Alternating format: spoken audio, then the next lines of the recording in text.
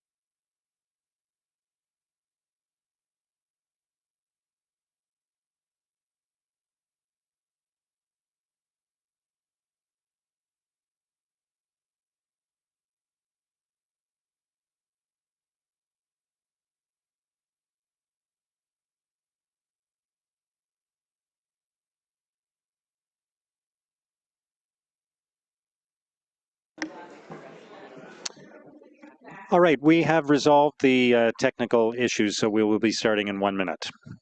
We'll start in 1 minute. Thank you. Merci.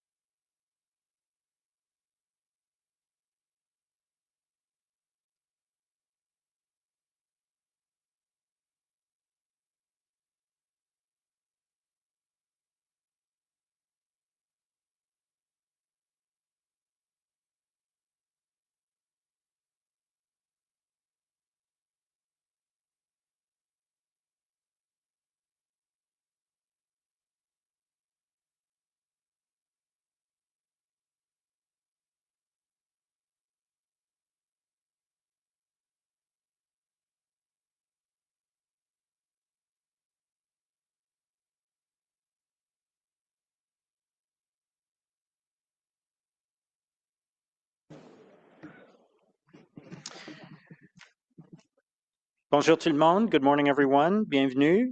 As we begin our meeting today, and on behalf of Ottawa City Council, I wish to acknowledge that Ottawa is built on unceded Anishinaabe-Algonquin territory. Les peuples de la nation algonquine Anishinaabe vivent sur ce territoire depuis des millénaires. Leur culture et leur présence ont nourri et continuent de nourrir cette terre. La Ville d'Ottawa rend hommage au peuple et au territoire de la nation algonquine Anishinaabe. Nous témoignons notre gratitude à tous les gens des Premières Nations, les Inuits et les Métis pour leurs précieuses contributions passées et présentes à ces terres. For those who are able, please rise for a moment of personal reflection.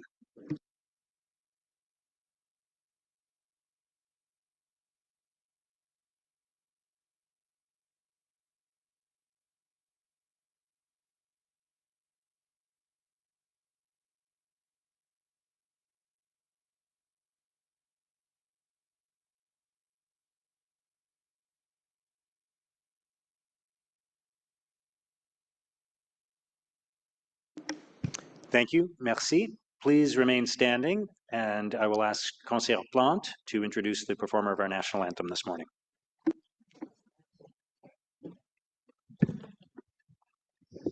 Hi, everyone. I'm very, very proud to showcase today Héloïse Rosenfeld. Héloïse est une auteuse, compositrice, interprète de 16 ans, d'originaire d'Ottawa, qui se produit sous le nom de Hélo Rose. Reconnue pour ses interprétations sincères et expressives, elle a récemment lancé son EP N'importe quoi. À travers des compositions originales et ses présentations sur scène, elle partage sa passion pour la musique avec le public francophone d'Ottawa et ailleurs. Aujourd'hui, elle est honorée de prêter sa voix comme cérémonie en interprétant au Canada. Et juste pour vous dire a little backstory, I've known Héloïse since she was this small. This is a picture of her and my son in 2011. They went to the same daycare. And she has been singing since she was that size. So it's an honor for me to hear here today, Héloïse. She's off to Montreal to do big things in the fall. So we are very proud to host you here today. Merci beaucoup.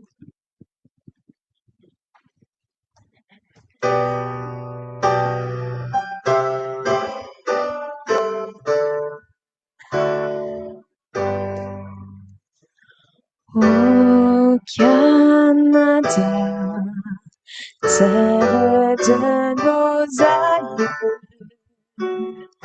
ton front ouessant de fleurons glorieux, car ton bras s'est porté l'épée et il s'est porté la croix.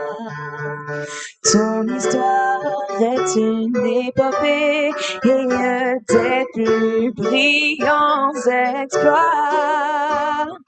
God, keep our land glorious and free. Oh, Canada, we stand on guard for thee. Oh, Canada, we stand on guard for thee.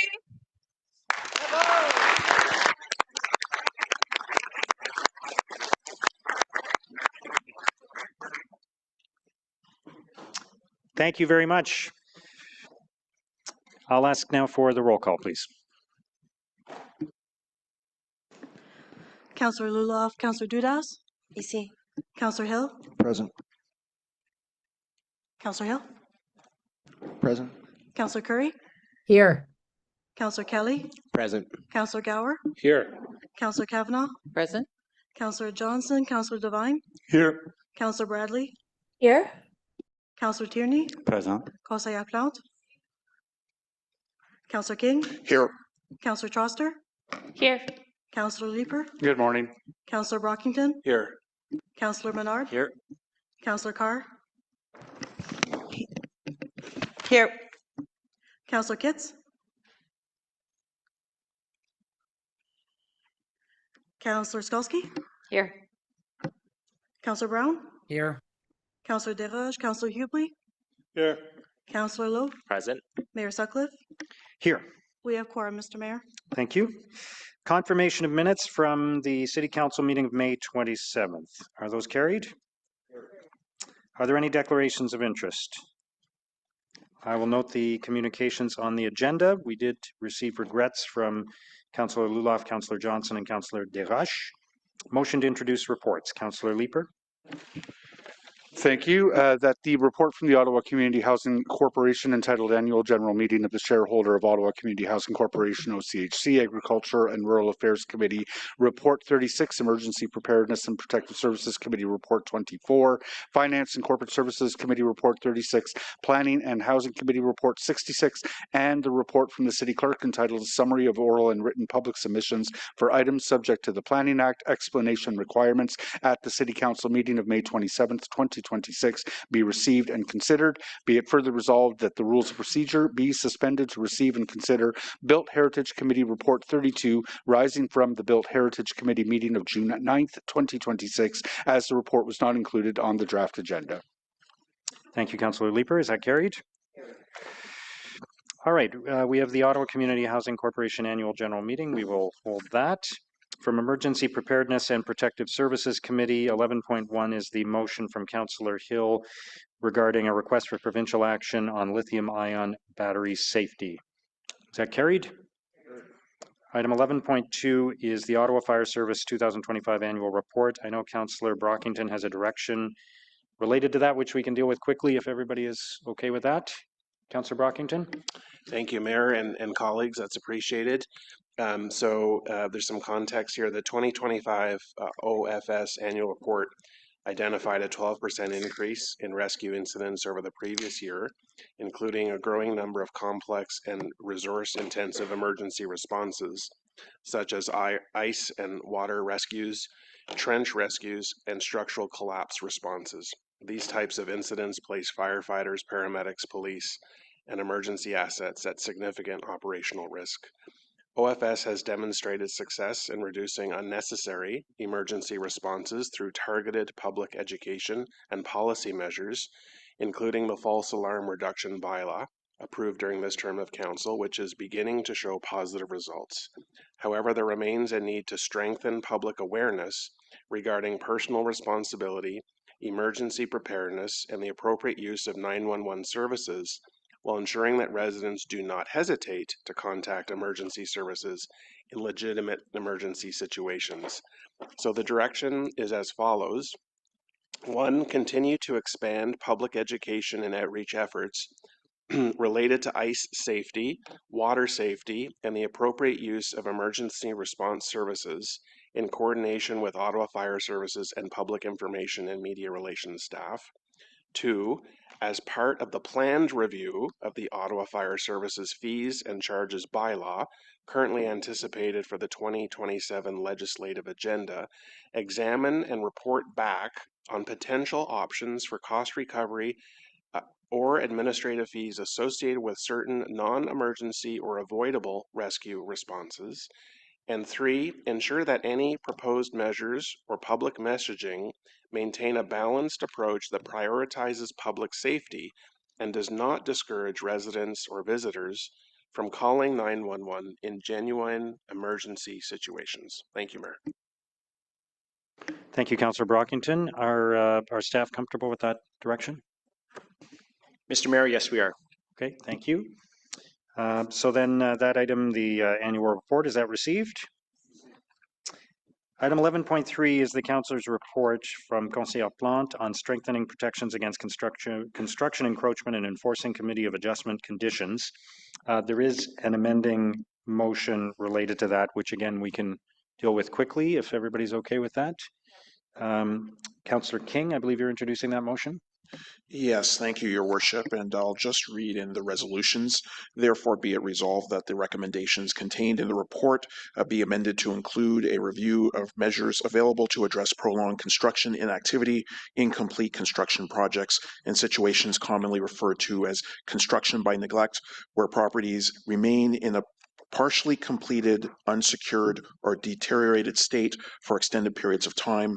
Be it further resolved that staff review opportunities to strengthen requirements related to site maintenance, screening, and construction fencing for long-term construction sites, including consideration of enhanced standards for visually appealing fencing and hoarding in urban residential areas, heritage districts, traditional main streets, and other sensitive community settings.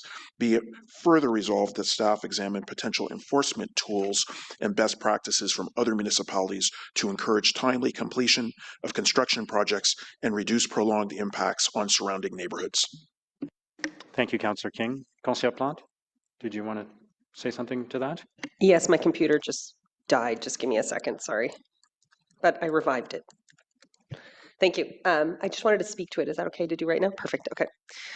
Mayor and colleagues, I am pleased to bring forward this report today on strengthening protections against construction encroachment and improving enforcement on Committee of Adjustment conditions. And I also want to thank my colleague, Councillor King, for contributing to it as well. I want to start by being very clear. We support infill and intensification. We need more housing in Ottawa, especially in neighborhoods where we already have the infrastructure, transit access, and walkable communities to support growth. But residents should not have to sacrifice their safety, their property, or their peace of mind in order for that growth to happen. What we are seeing more and more often are situations where neighboring residents are left carrying all the risk and all the burden when construction goes wrong. We heard from residents dealing with damaged fences, excavators crossing into private property, blocked driveways, debris falling into adjacent lots, and serious safety concerns that have left people feeling powerless in their own homes. One story that stayed with me throughout this process came from Goulburn Avenue in Sandy Hill. During a demolition project, debris repeatedly entered the neighboring property and eventually severed a gas line, damaging electrical infrastructure and forcing residents to leave their home for weeks. We also heard concerns around hazardous materials and possible asbestos exposure. Residents reported more than $20,000 in damages, but what struck me was not the damage itself, it was how difficult it was for residents to figure out who could actually help them in real time. And what residents repeatedly told us is that the current system feels circular and reactive. They call bylaw, they're referred elsewhere, they call police, they're told it's a civil matter. Meanwhile, the damage is already done. This report is about addressing those enforcement gaps. One of the key recommendations is asking staff to explore a framework similar to what exists in Toronto, where municipalities have clear authority around construction encroachment, restoration obligations, and enforcement tools. We are also asking the province to modernize the Trespass to Property Act so that it actually reflects the realities of intensification in 2026. Right now, the legislation simply does not keep pace with the way communities across Ontario are growing and changing. The second major issue raised in the report is the lack of meaningful enforcement on Committee of Adjustment conditions. Residents participate in consultations in good faith, compromises are reached, variances are approved with conditions attached, whether that's landscaping, setbacks, privacy measures, and then too often those conditions are ignored without consequence. This undermines the confidence not just in the project, but in our planning systems. I also want to mention that during our public consultation meeting, which included staff from bylaw, building code, services, planning, heritage, and my office, residents heard directly that many of these enforcement gaps persist because municipalities simply do not have the legislative tools or authority they need to intervene effectively and proactively. I think that was an important moment in this process because it reinforces that residents are not imagining these frustrations. They are real jurisdictional and legislative limitations. I also want to acknowledge my office reached out proactively to industry stakeholders for feedback for this report because it was important to me that this conversation not be one-sided. I want to thank Jason Berggraf of the Greater Ottawa Home Builders Association for his thoughtful submission and delegation at committee. This report is not anti-development. It fundamentally is about creating clear rules, greater predictability, and better accountability about how development occurs. Responsible builders know and follow the rules, communicate with neighbors, and work hard to minimize impacts on surrounding properties. I also want to recognize that this is not just a Ward 12 issue. As intensification continues across Ottawa, these conversations are becoming increasingly relevant in neighborhoods across the city. We need a balanced conversation about how we support housing growth while maintaining public confidence in the process. Je tiens à remercier tous les membres du personnel qui ont contribué à ce rapport avec énormément d'ouverture et de collaboration. Merci particulièrement aux équipes des services de protection d'urgence, des services de planification, de l'aménagement et du bâtiment, les services de règlement municipaux, code du bâtiment et de patrimoine pour leur expertise et leur présence lors des consultations publiques. Je veux aussi remercier les résidents et les résidentes qui ont participé au processus de consultation et qui ont partagé les témoignages parfois extrêmement difficiles et très personnels. Plusieurs personnes nous ont parlé de dommages matériels, d'insécurité, de stress, d'évacuation temporaire de leur domicile et de sentiment d'être abandonnés dans un système où personne ne semblait clairement responsable. Ce n'est pas facile de raconter ce genre d'expérience publiquement et leur contribution a rendu ce rapport beaucoup plus fort et beaucoup plus concret. Et finalement, un immense merci à Cameron dans mon bureau pour la rédaction du rapport, la coordination des consultations publiques et le travail de suivi derrière ce dossier. C'est un dossier complexe, technique et énormément de travail a été fait pour réunir les différentes directions générales, les résidents et les intervenants autour du table. Merci, Monsieur le maire. Merci à vous. Okay, so on the amending motion, is that carried? And the item is amended, is that carried? All right, from Finance and Corporate Services Committee, the 2026 capital adjustments and closing of projects, city tax and rate supported. Is that carried? Item 12.2 is the 2026 Q1 tax transit and rate supported programs operating capital budget status update. Is that received? We will hold item 12.3. Item 12.4 is the Paramedic West Deployment Facility procurement process. Is that carried? Mr. Mayor, if I could just make one comment on that one. Yep. Okay, yeah, and then I'll ask again on the vote. Go ahead. Thank you. Yeah, I'm pleased to speak in behalf of this recommendation because first and foremost, this facility is about public safety and ensuring that our emergency services keep pace with growth. For Barrhaven, South Ottawa, and the west end of the city, this facility matters. These are some of the fastest growing parts of Ottawa, and as our communities grow, our emergency services has to grow with it. Residents expect that when the call for help comes, the system is positioned to respond quickly, reliably, and effectively. A Paramedic West deployment facility will strengthen the overall paramedic network by placing resources closer to major growth areas, and that's good for Barrhaven, it's good for South Ottawa, and it's good for the city as a whole. Better deployment capacity in the west and south helps improve operational coverage, supports our frontline paramedics, and adds reliance to the citywide emergency response system. The recommendation before us today allows staff to take the next responsible step, moving through a three-stage procurement process, a request for qualifications, request for proposals, and then negotiations and agreement to identify the right proponent for this important public-private partnership project. So I support this recommendation. It protects the city's ability to run a proper competitive process, evaluate qualified proponents, and move us closer to delivering emergency services, infrastructure that Barrhaven, South Ottawa, and the entire city will need as we continue to grow. But I do want to highlight that for a facility like this to be successful, access cannot be treated as secondary. Paramedic vehicles need safe, efficient, and reliable movement in and off the site. The road network has to support the operational requirements of the facility, and realigning McKenna-Casey Road will be an important part of ensuring that this facility functions properly, supports response readiness, and integrates well with the surrounding transportation system. I'd like to confirm with both Chief Poirier and the transportation staff that the realignment of McKenna-Casey Road is being duly considered as part of the process and that it will be functionally aligned with this important project.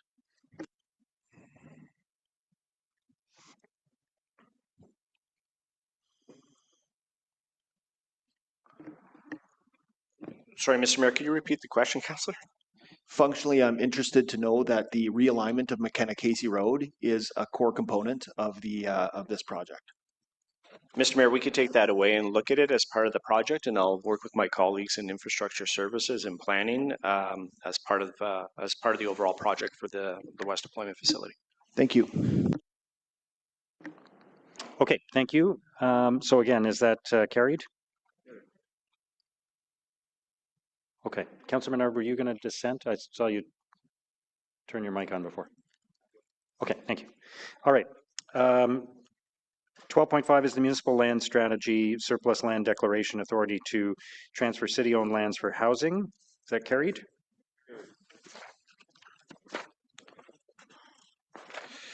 12.6 is the affordable housing community improvement plan. Is that carried? Dissent. Noted.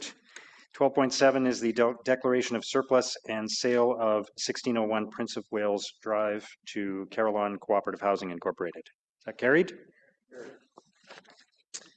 From Planning and Housing Committee, 13.1 is the zoning bylaw amendment for 508 Edgeworth. I know Councillor Kavanagh, you wanted to speak to that. Do you want to hold it or just? Yeah, okay, we'll hold that. Item 13.2 is the Housing Accelerator Fund Fourth Tranche Delegated Authority. Is that carried? We will hold 13.3. From Built Heritage Committee, 14.1 is the designation of 575 Island Park Crescent. Is that carried? Councillor Leeper? Thanks. I just had some comments to make around that one, so feel free to either hold it or go now. Hold it, sure. Let's Pardon hold it. Okay. And then there was a request to lift the Adisoke project update from the bulk consent agenda. So we will hold that item, but the rest of the bulk consent agenda, is that carried? All right, so let us return to the annual general meeting of the shareholder of Ottawa Community Housing. And I'll invite the team from OCH to come forward and make their presentation.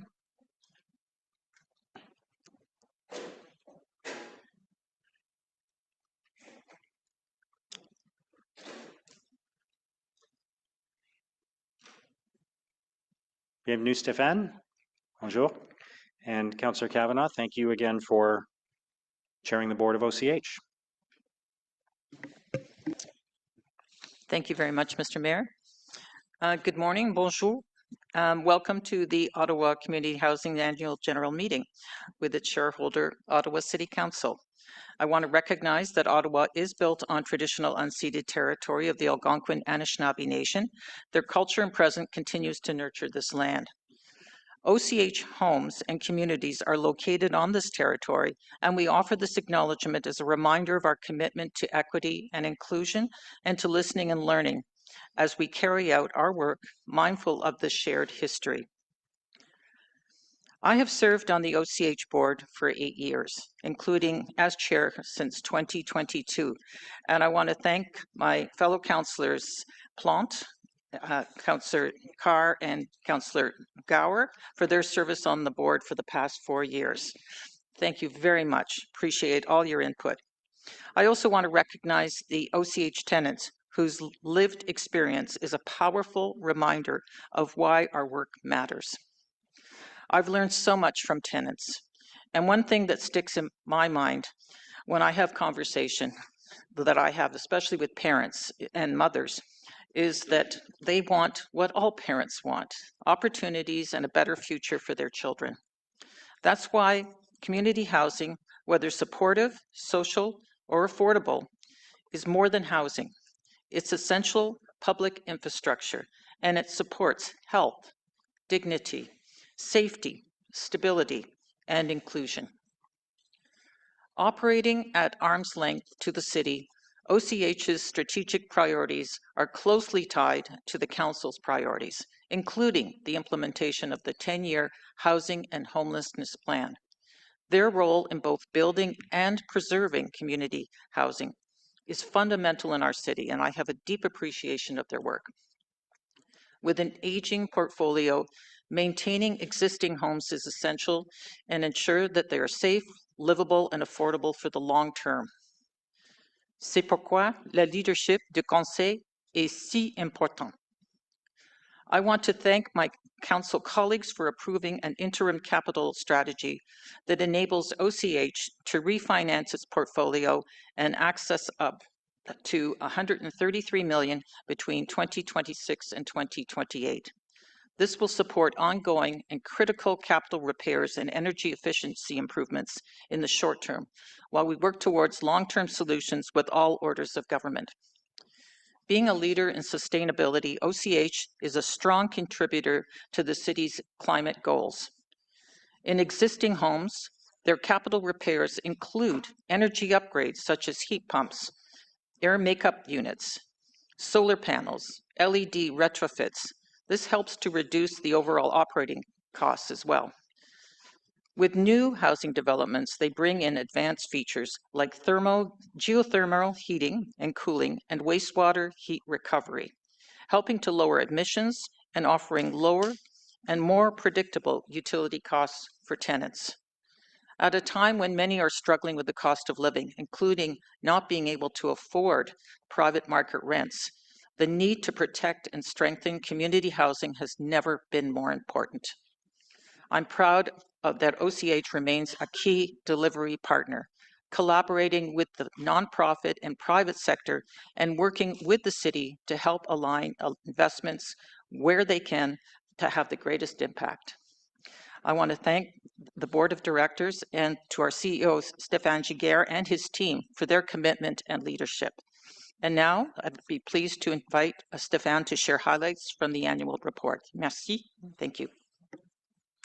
Thank you, Councillor Cavada. Bonjour, Maire Sutcliffe et les membres du Conseil. I'm pleased to be here to present Ottawa Community Housing's 2025 annual report. At OCH, our focus is clear: supporting the community housing needs of the city and contributing to a strong system that serves all residents. This year, the annual report is a story about the way OCH delivers community housing, and now we focus on what matters the most: maintaining our 15,500 homes, increasing the supply of affordable housing, improving housing stability for all tenants. We also welcome the city's ongoing efforts to streamline development processes, recognizing that strong alignment between priorities, delivery, and funding is essential. People who call OCH home are at the heart of our work. Families, seniors, children, youth, newcomers, people working on or living on a fixed incomes. OCH, like many housing providers, lays a foundation that helps people move forward and supports them throughout different stages of life. One example is Kathy. She experienced a major event and was not able to work anymore, so she moved into OCH. Over the past 6 years, living with OCH helped her rebuild her life and give back to her own community. That's the impact of stable and affordable housing. Today, she volunteers in the community garden, serves as a vice president of her tenant association, and has founded a food pantry that serves over 80 tenants every week. We are to housing what Hydro Ottawa is to utilities. We are both owned by the city and responsible for delivering essential services. OCH plays a critical role in delivering the 10-year housing and homelessness plan. This is because a housing delivery goes way beyond construction. It requires the ability and the expertise for planning, financing, building, operating, and maintaining and preserving housing over the long run. When it comes to investing in affordable housing, OCH brings over 20 years of experience, a proven track record, and the expertise to deliver housing and partnerships that support people and communities all across Ottawa. Every investment made through OCH delivers public value. For example, in 2025, $63 million was invested to improve existing homes. 700 affordable homes are currently under construction. An affordable housing debt funding pilot was approved by Council. OCH has its first infrastructure funding application through Ontario Building Faster Fund approved to advance on city-owned land at Etherington New Build. More recently, Prime Minister Carney and Mayor Sutcliffe visited one of our sites to announce the first allocation of funding through Build Canada Homes. This is what strong alignment and partnerships look like. Our role in community housing continues to evolve. A small number of our tenants are living with complex needs and will continue to require a greater level of support. That's why we co-led the Health and Housing Symposium earlier this year. We're working towards a more coordinated and integrated response across all sectors. OCH currently works with over 100 partners, including about 50 on-site service providers, to share expertise and improve outcomes for the tenants. We should be proud of the progress made in 2025, including advancing our complex care housing strategy, as well as launching the Bumblebee Initiative, bringing sectors together. Greater stability can lead to fewer crises, and fewer crises can support safer communities while reducing costs for everyone. As a trusted housing provider, OCH is often leveraged to share our expertise or lend our services to partners across the public and private sector, here in Ottawa, across Canada, and abroad. I take great pride of the work and leadership that our teams do to support tenants and the broader sector. There's always more work ahead, but we can go further when we all work together. I want to thank all of our employees, our incredible work done by our board of directors, our committee members.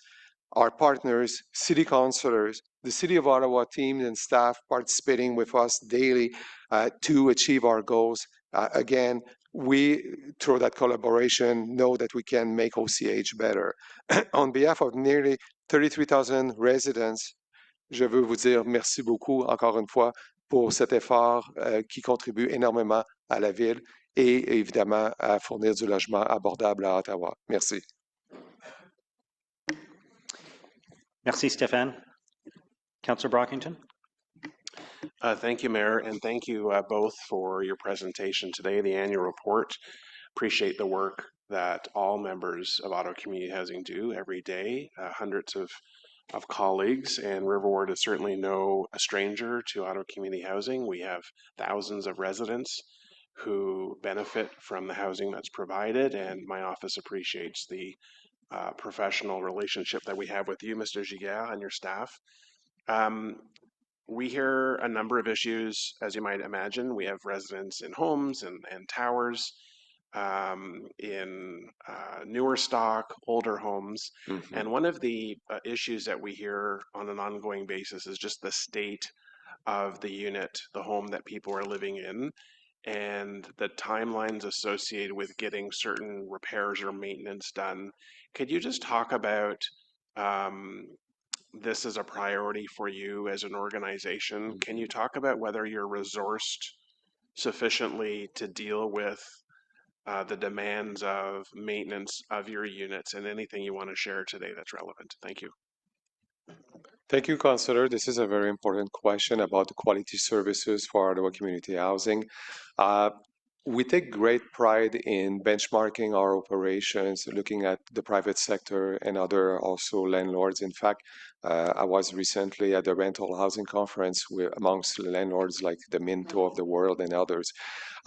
We are following pretty much the same building standards.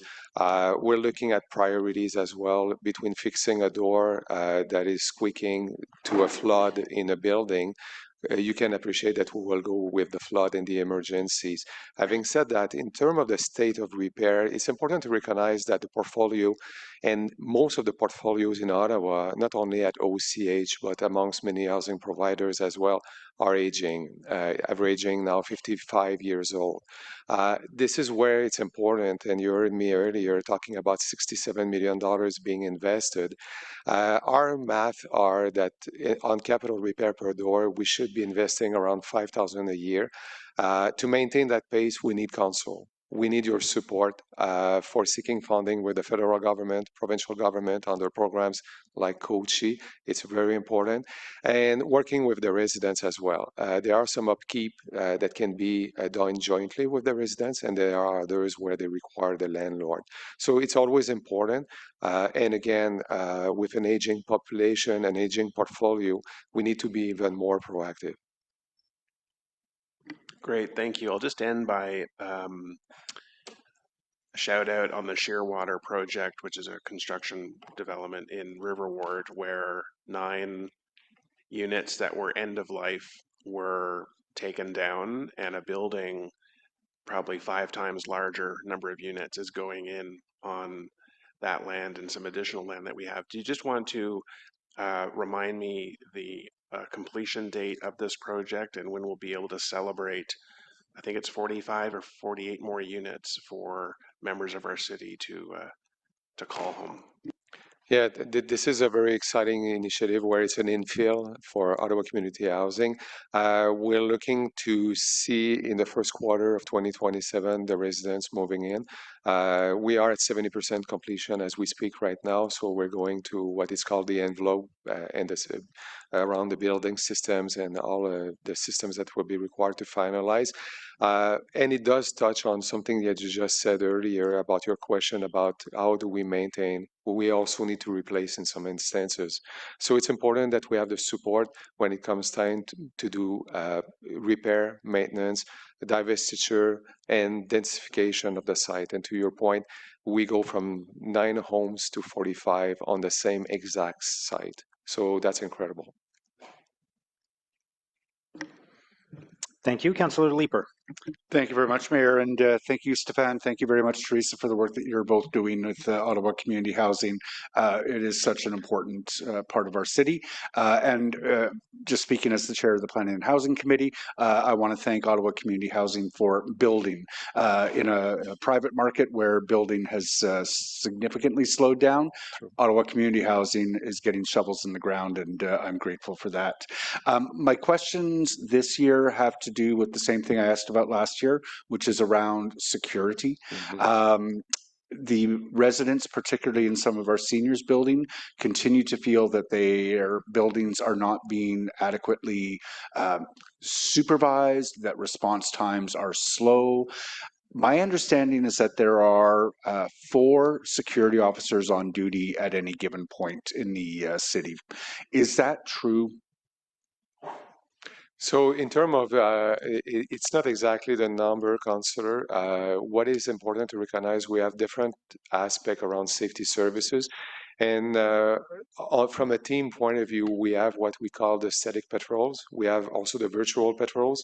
So we're leveraging more and more digital technology also to decide where are the priorities. And in fact, we overlay with the Ottawa Police Services, with the NRT teams as well. So it's important to recognize that there are some elements where our teams are there ready for proactive community engagement when it comes time to response to trespassing, response to criminal act.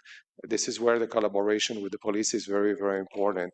This year, I'm really proud to say that in 2026, we're launching a community stabilization unit, which will be more surgical for specific needs, because we know that there are some problem addresses in some of our buildings. And accordingly, it's important, and that would be a coordination and a strong effort with all of the agencies to make sure that we apply the necessary pressure to alleviate all of the undesired behaviors that could happen in a specific address. Having said that, also the other aspect that is important around safety, I do want to recognize Council and the investment made last year of $1.5 million. And in fact, we need more. I want to be honest. It's important to recognize that with the spike and the rise of mental health and addiction, we have seen trespassing in greater numbers, especially around main corridors, main streets around Ottawa. And it happens that some of our properties, amongst also other condo owners, other private landlords, they have the same issue. And it's important that we all work together to have a very concerted answer and response to the needs of the communities there.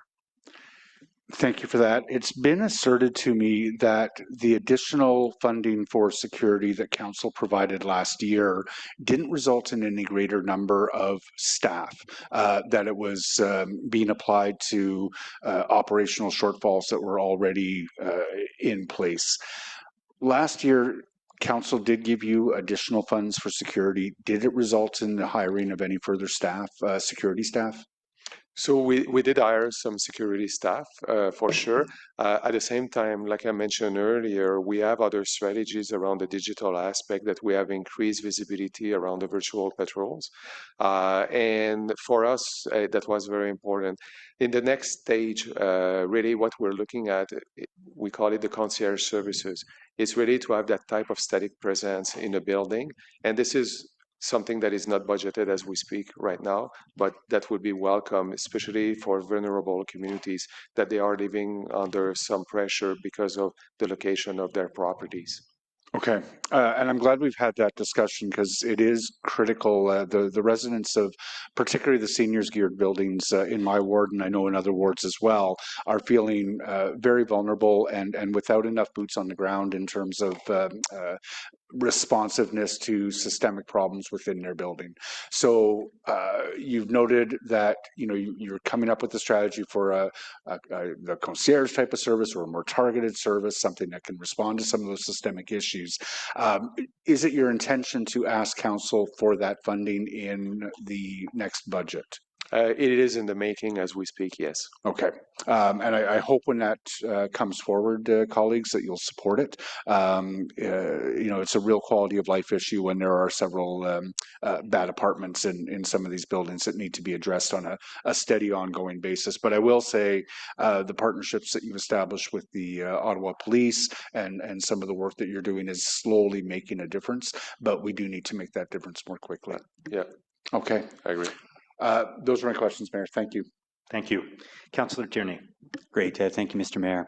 And thank you for the great work that you do. And you may have heard there was a conference this week in Edmonton, and certainly that was some of the highlights that I had with Minister Robertson. I had a great discussion with him about housing. I think that's a huge component, and the mayor has shown tremendous leadership with big city mayors as well. So we're hopeful as we move forward that we see more money for, obviously, infrastructure to support housing, but housing itself. We also have had a couple of great announcements recently in Nepean about seeing some of the retrofits using the Green Municipal Fund to be able to actually help advance those projects in a sustainable way. And finally, we're seeing new projects come online. We had heat pumps in some of our Gloucester housing. And when it comes to Ottawa housing, can you just highlight to us, is there a lot of funding opportunities you're seeing through the federal government, the Green Municipal Fund or otherwise, that you guys make use of to offset some of those costs? Yeah, very important question. Consider OCH is always on the lookout for any nickels and dimes on any programs wherever they are. I'll be honest with you. Having said that, we have to deal with different level of governments, and what is the most important aspect is alignment. We need alignment between the programs that are unfolding from the federal to the provincial to the municipal to OCH. And this is where the work in collaboration with the finance team at the city, with our finance teams, does allow, and I gave an example, unlocking $16 million at Ederington for the infrastructure as an example. When we talk about sustainability, OCH is one of the landmark, in fact, across Canada now, in terms of megawatt generated on our photovoltaic panels. Geothermals, we have 158 pillars at 450 feet in the core downtown generating geothermal energy. We're one of the rare one doing it across the province and across Canada. In fact, Minister Robertson and also the Prime Minister were very, very impressed, surprised and impressed by how advanced we were. Having said that, I think it's important also to recognize that OCH is not alone.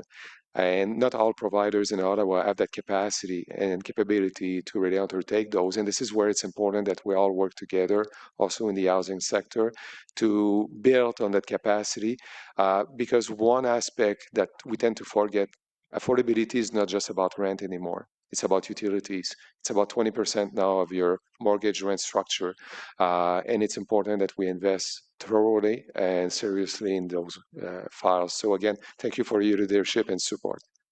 Great, and I would love to have an off-site conversation on FCM in the future. Congrats, by the way. I have a feeling that will take place, and thank you to the chair and yourself for the tremendous leadership. I appreciate that.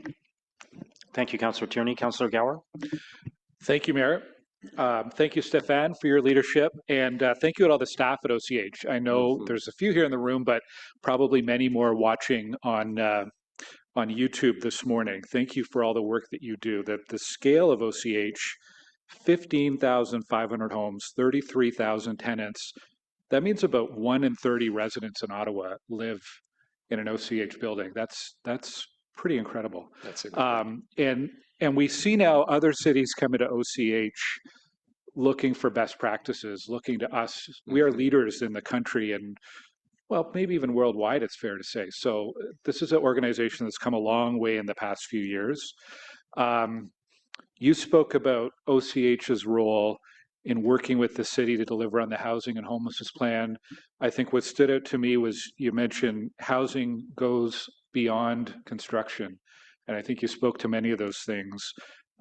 Maintenance, renewal, acquisition, resident safety we've been talking about, and support, some partnerships. But what I wanted to ask was, as we look towards the end of this term and into the next term of council, what do you need from councillors? How can councillors help to make an impact and support OCH in your mission and goals? Thank you, Councillor Gower. What we need the most in Ottawa right now and for OCH and for any providers is scalability. The demand is greater than what has been provided in the supply. We know that if you look at community housing, over the last 30 years across Canada, we have seen a deficit of construction of community housing. Right now, we are in a catch-up mode. So what we need is really that alignment to make sure that the city priorities and the delivery align with the 10-year housing and homelessness plan, that we alleviate the pressures that we are seeing, that it could be from any wait list to making sure that people have access to affordability. The other aspect also for council that is important to recognize, affordability has changed greatly over the last 10 years, where we're talking mainly about deep affordability. Now it's touching people in higher brackets of salaries and income. So again, it's important to recognize that we need to unlock a system that is being congested as we speak. And this is where council, you have the power to make that difference by seeking alignment of the dollars, making sure that federal, provincial, and municipal dollars align towards the same goal of building that capacity and making sure that we have more housing and more adequate housing adapted to the needs and frankly, the growing needs that we're seeing right now. Okay, thank you. I do want to add it's been a privilege serving on the board of OCH in this term of council. And again, thank you to all the OCH team for everything you're doing for affordable housing in Ottawa. Thanks, Mayor. Privilege having you on the board. Thank you. Thank you, Councillor Gower. Councillor Troster? Thank you so much, Mayor. And I'm very proud of all of the OCH developments that are underway in my ward. I had a chance to tour one of the Gladstone Lands buildings and see a couple of the model suites, and they really are stunning. So I'm so excited for people to move in there, and also at Rochester Heights. This is related to the security issue, but also to complex care. I know that other times we've had private conversations and you've come to council talking about OCH embarking on a complex care housing strategy. I know the number one issue related to security that I hear about in the Ottawa community housing properties in my ward are the challenges of living beside someone who is not getting the care they need. So they might be screaming in the middle of the night because they have an untreated mental health issue. And I know we've had some conversations about your desire to take a look at some of the more challenging buildings, including one in my ward, try to reorganize the floors so there might be security on some floors that is greater, where you might have people with specific needs grouped together. I'm just wondering if you've had any progress on that front, because I know that those big properties can be really unwieldy because of the degree of unmet need in those buildings. And also there could be 25, 30 service providers coming in and out of the same building, helping people, but without a cohesive care plan for the whole building. Thanks. This is one of the most important questions related to mental health and addiction that any cities right now in the world is facing. For the first time ever, housing and health needs to work hand in hand together. It's not a question of we should talk to each other. It's a question of what do we do together. It's a big shift happening, and we're glad to see our colleagues from the healthcare sector being at the table. I'm proud to report that in some higher needs communities now we have nurse practitioner. In fact, we built a consultation room to ensure that the one in needs have the service that they deserve. And we know that especially around mental health and addiction, it's difficult for the individuals to seek support for a different set of reasons. So we need to bring support at home. Our healthcare system was not designed that way. It was that you walk to the hospital if you are having a crisis.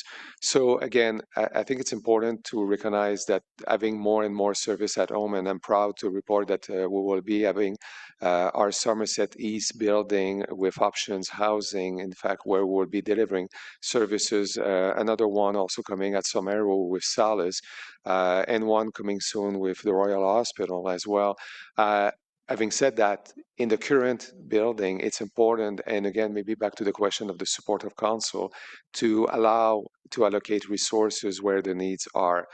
We did 2 years ago in some buildings in your ward, in fact, ask the city permission to reduce the intake of individuals coming with special needs without proper system of supports. It did alleviate the pressure. Having said that, we see other elements now happening around trespassing that creates other sort of problems. So for us, we need to have that comprehensive solution, which is what I spoke earlier about, which is the team that will be, in fact, the community stabilization unit of OCH, and they will be there to really go surgical and pinpoint where the needs are, alongside with healthcare providers from Briere for seniors to Montfort Renaissance to any others. And again, I want to go back to the health and housing symposiums that we had early in April. More than 200 leaders of healthcare were in the room, all supportive of our strategy and inclusive of OCH in their design and future design for healthcare plan. So again, the continuum of housing is also a continuum of care. And the more we can encourage those conversations and the more you can bring healthcare providers to the table with us, we will see a difference. We have a heart hub at Bronson going with Somerset. And that's another aspect. We are adapting to the new legislation and the new context.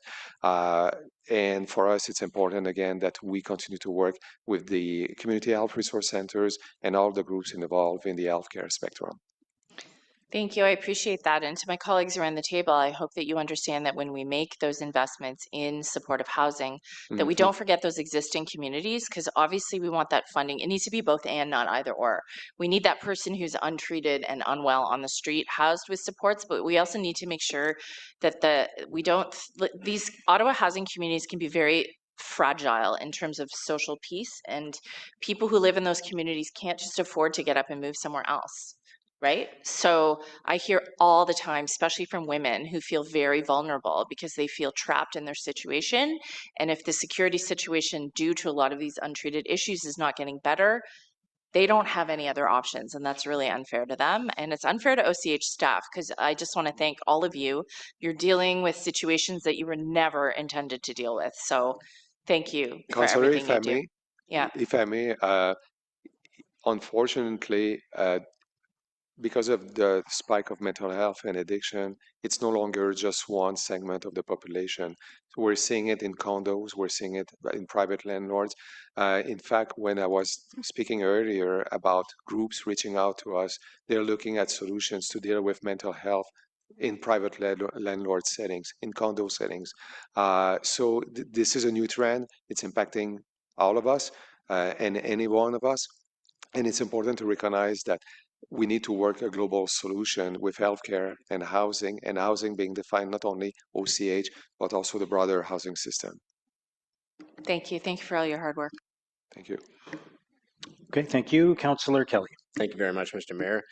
Thank you for being here today and for the great work that you do in our city. And as your presentation alluded to, the cost of housing is, there many things contribute to that. It's not just the bricks and mortar and the building of it or the financing or the buying the land and the development charges and all of those aspects. It's utilities, including energy. What did you say it was, 20% of the overall cost? Yeah, right now you average around 20%. So if you have, say, take an example, if you have a rent of $1,000, typically around $200 would be the blended utilities, heating, cooling, internet, and all of those good things. I was very intrigued when you touched on some of the energy projects that you've been engaged in. I think you said geothermal, and was there some solar involved in that as well? My question there is, I guess, multiple things. I'm wondering, with those projects and the generation of that energy, is that primarily to service the buildings you own and those residents and to pass on savings to them? Or is there a revenue generating aspect to these energy projects for Ottawa community housing? Is it part of the financing? Like, I'm wondering if you could just expand a little on the role of those projects in your operation. Sure. Each and every build of OCH is very different. Some are inheritance. We have buildings from the 1800s and we have the brand new one that we're building as we speak right now. So in that spectrum, the energy consumption, the energy requirements are very different from being poorly insulated back in the 1800s to today about regeneration of energy. So that's the element. So on the aspect of selling, generating revenue, we cannot resell, but we can send back to the grid. So that's typically what is done. When you look at any efficiencies, in fact, are cost-saving measures. Keep in mind, we're still a nonprofit organization, yet we operate with a profit for a purpose. Our goal is to balance the book, generate a surplus, and give it back to the tenants each and every time. So those savings are really, really important. The aspect of innovation also around energy saving and consumption, we work very closely with NRC. We did many projects, and soon one will be announced. It's a very exciting one that will be happening in Overbrook. So again, it will be densifying, improving the energy membranes and envelope of the buildings because they were built back in the 60s and 70s with a code that was radically different. So for us, the key element is about, first and foremost, investing in better efficiencies of the current stock and generating as much as we can back to the residents. One last concept that we did now with Communato, with a car sharing model that we have at Mekinac, we have it at Gladstone. We use our photovoltaic cells that we have on the rooftop to feed the batteries of the car for the recharging, so that way we don't touch the grid at all. So again, for the tenants, there's no gas charges or anything. The electricity is self-generated by OCH, and off you go. Thank you very much for that. So there's just one point of clarification. It wasn't clear to me when you said it. So when you produce more energy than you use and it ends up going back into the grid, does Ottawa Community Housing benefit financially as a result of that power going back to the It's grid? off of the volume, but at our level, we have massive volume. So we have spikes where other buildings are consuming way more than expected because of the age of the properties, and others that they are reducing our energy consumption. For us, we look at it from a portfolio point of view, but like I said earlier, we have high-performing buildings and we have very low-performing buildings as well.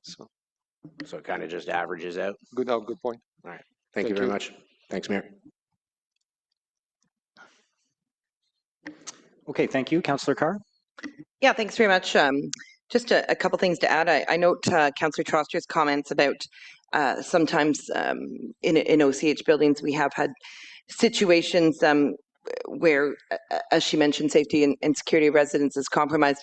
And I think one of the important things that we're focusing on right now at council is the mayor's commitment to doubling that rate of supportive housing, because that's really what is needed for these tenants. I have buildings as well where we have people that shouldn't be living in these buildings without support. So I think our commitment at council to doubling that rate and doing more hopefully in the future is really critical to that. I also serve on the board of Ottawa Community Housing and very happy to been a member of that board for the last 3.5 years. When I was elected, I had about 1,500 units of OCH. I still do, but these buildings are not yet recorded as part of, we don't have funding yet, but I'm excited about 1245 Kilbourne and the opportunities there. We have an open house tomorrow night. That's a long-awaited purchase, and OCH is one of the partners there. And as well, you know, it's been publicly reported that 1460 Riverside is going to be developed as well with some of the same partners. So that will bring some newer units to my community. And just on that note, you know, we don't have funding stacks in place for those buildings yet, but there's 700 units under construction presently. I'm assuming we could have much more if we had more funding from upper levels of government. And, you know, if we did get funding, I'm just curious, you know, the city is going to be reviewing those alternatives to RFPs for community housing development. How will this help OCH in achieving even more units? Very important question, Councillor. As we speak, and I mentioned about the 700 homes, and right now we're ready to go and to unlock another 2,000. So streamlining processes, advancing together, making sure that we are, and I want to go back to by design, making sure that, again, we see supportive housing agencies coming in, being in the mix, being in the blend of our communities. Why? Because they bring skill sets that they are unique and sought after by many of our residents. The other aspect also that is important to recognize is when we have streamlining, we can fast track. And fast tracking for us means that the construction piece will operate exactly like any private developer in Ottawa. In fact, we compare notes with them. It's a very small, nimble team that we have, and we operate with contractors, which allows us to scale up or down. We would rather not go down and just scale up. So again, we're ready for it, and streamlining is very important. Okay, thanks very much. And just one more question. Several years ago, Ottawa Community Housing had the ability to acquire 2 sets of townhomes with acquisitions, and it was hoped that there would be a stream of acquisition funding through Build Canada Homes so that there could be future acquisitions. Do you have any news on that particular piece? From what we understand, it is still a federal commitment to have an acquisition fund. The last numbers that was presented publicly was $500 million. Yet they have not landed on the mechanism of delivery of the funding. There are still conversations happening at that level. I'll leave it to the federal government to provide more details, but it is a program that will be well received because many providers, not only in Ottawa but across the country, are looking for acquisitions. It's another way to protect affordability. And again, it's important to recognize that in acquisition also you need to have capacity to maintain and preserve those assets because we saw examples in BC of providers doing acquisition and they had great challenges doing the quality repairs that were required by the residents. So as soon as you scale a portfolio, it comes with expertise and experience, and it's important that we bring all of those dimensions together when we look at acquisitions, as we did with our 311 units that we did 2 years ago. Yes, thanks. Understood. Thanks for that clarification. Looking forward to our information session tomorrow night. Thank you. Likewise. Thank you, Councillor Carr. Councillor Kitts. Thank you, Mr. Mayor. Good morning, everyone. I am fresh back from a public health conference, so I just wanted to add a comment as chair of Ottawa Public Health, just to say that we so appreciate the work that Ottawa Community Housing did to co-lead the Health and Housing Symposium. You had said it so well, greater stability can lead to fewer crises, and that in turn supports the community and reduces costs for everyone. So it was a really motivating event. I hope that everyone has the opportunity to join in future years. And it just really showed that we do have strong organizations and strong leadership across sectors here in Ottawa who are working together already. And I think it showed to everyone who is there the potential that we do have to scale up. So not a comment, but just another word of thanks. It is critical to have OCH at the table for those important conversations. Thank you. Thank you. Thank you to your leadership, Councillor. Okay. Merci, Stéphane. Thank you, Teresa. Mayor. Merci beaucoup. Is the item carried? Thank you, everyone. Moving to item 12.3, the long-range financial plan, tax-supported capital. And I know there is a motion, an amending motion from Councillor Gower, so maybe we can introduce that now and then open it up for questions and discussion. Councillor Gower. Thank you. Thank you, Councillor Bradley, for seconding this. Therefore, be it resolved that recommendation 2A in the staff report be replaced with the following text. Direct staff to explore and assess other financial and non-financial strategies including but not limited to policy or process changes and reprioritization of existing funding sources to support service enhancements as described in this report, consult with relevant advisory committees, and seek recommendations from the appropriate committees of council before reporting back to council with recommended strategies and changes required to implement the strategies as part of the updated asset management plans and tax LRFP in the next term of council. And I guess the only context I'll add to that is this is meant to reflect a bit of the discussion that we had at committee last week around clarifying the process and governance for any policies or other elements that may change. Thanks. Thank you, Councillor Gower. I just wanted to ask a couple of clarifying questions right off the top of our Chief Financial Officer, just to be clear, because there's been some discussion about it.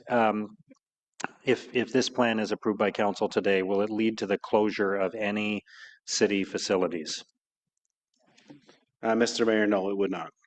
Okay, so in fact, this is a step forward to investing more in infrastructure so that we're able to keep all facilities open and in some cases replace and refurbish existing facilities that are aging with newer, either improved facilities or replacement facilities. Is that right? Mr. Mayor, that is correct, yes. Okay, thank you. Councillor Menard? Thank you very much, Mayor. I'll start off just by saying I support the Gower motion. Thanks for bringing that forward. Staff have raised significant concerns about the state of Ottawa's infrastructure and that the gap has now grown to $229 million per year, every year. This is real and it has major impacts today and into the future. We are seeing more and more water infrastructure breaks than we've seen in the past. I think we set a record last year, both because this infrastructure has reached its end of life or it's breaking even before it's reached its expected end of life. We do have many community centers, parks, roads, and other infrastructure which require renewal, $10.8 billion worth. It's a daunting challenge and requires honesty, much of which is in that staff report, that there are some areas that I think we need some more light on. It also requires reflection. Which decisions are helping us dig out of that hole and which decisions are digging us deeper into that hole. And I would submit to you that the major increases in debt that we've seen, that $400 million in 2008 to $4 billion now on large public-private projects, for the most part, make up those funds, which have cost us in both legal costs, public trust, and accountability, should probably have some reflection. I would suggest that we need to be more careful on decisions on things like road widening and road expansion, given the need to repair our existing 6,000 kilometers of roads. That is the most costly of the infrastructure deficits. I would suggest that the largest urban boundary expansion in Ottawa's history in the past should be reflected upon, with consideration for the Hempson study that showed costs the City of Ottawa $465 per person each year to serve new low-density homes built on undeveloped land over and above what it receives from property taxes and water bills. I would suggest that the Lansdowne P3, which was raised last meeting, we are talking about $331.3 million in new debt. That should be compared to the $60 million in new debt that were asked for in front of us today for the LRFP. And it's a project where the Auditor General has vehemently questioned the revenue projections and also indicated strongly that those funds could have been spent elsewhere. And where we are now losing events and teams that were to continue back, that were going to help contribute back to our revenue projections, such as City Folk, that is gone from Lansdowne, such as Escapade, that is no longer going back to the public purse, such as the Ottawa Charge, such as the future horticultural public events, or the existing roof, which means, yes, more ticket sales. All of which brought in revenue, all of which are slated to no longer be doing so. This should lead to reflection. I would suggest that hundreds of millions of dollars of brownfield grants to private developers for which we don't have evidence are affecting change or is money well spent should probably have some more reflection. The large spending decisions which put increased pressure on our taxes is a big reason why we're here today, in my view. If the answer to these questions is let's just keep doing more of the same and digging a financial hole with those types of decisions, then indeed affordability for residents will decline further and further. More concerning is the response we sometimes get when suggestions are made to help solve those problems or do basic quality of life improvements for service. It is only then that we often hear about taxes and affordability. It's not affordable to keep these assets in this condition or push the decision down the road, nor is it affordable for community well-being if these are to be sold off or consolidated with the private sector in the future, which I take the point is not being suggested here today, but could come in the future or 2 years down the road when we hear about which assets are on the chopping block. Mayor, I thank staff for bringing the report forward. I appreciate the report and the honesty in there. I think we need to start reflecting on the decisions that we're making that put us into this position in the first place, and I know we can do better as a city. Thank you, Mayor. Thank you, Councillor Menard. Councillor Kelly. Thank you very much, Mayor. Council's being asked to approve a funding strategy without clearly being told what it means for the long-term condition of our roads, many of which are in rural Ottawa. As I reviewed the report, my primary concern was not whether we need a funding strategy, we clearly do. My concern is whether the strategy before us meaningfully changes the trajectory of our road network. In Ward 5, roads are not one transportation option among others, they are the transportation network. Residents depend on them every day to get to work, school, medical appointments, businesses, and more. We know that deferred road maintenance eventually costs more, and I want to better understand whether the investments proposed today are sufficient to improve the long-term condition of our roads or simply slow the rate of decline. So my first question is, through this funding strategy, what is the projected condition of Ottawa's road network 10 years from now? Are we improving? Are we maintaining, or are we continuing to lose ground on the state of our road assets? Mr. Mayor, thank you for the question. Regarding the investments that have been prioritized as part of the long-range financial plan, we also continue to use our risk-based prioritization framework as validated by the Auditor General in her value for money audit of road renewal. And so we continue to take a look at risks associated with the types of roads classifications. And so arterials and collectors will be prioritized based on volume of traffic and the movement of goods and services between communities.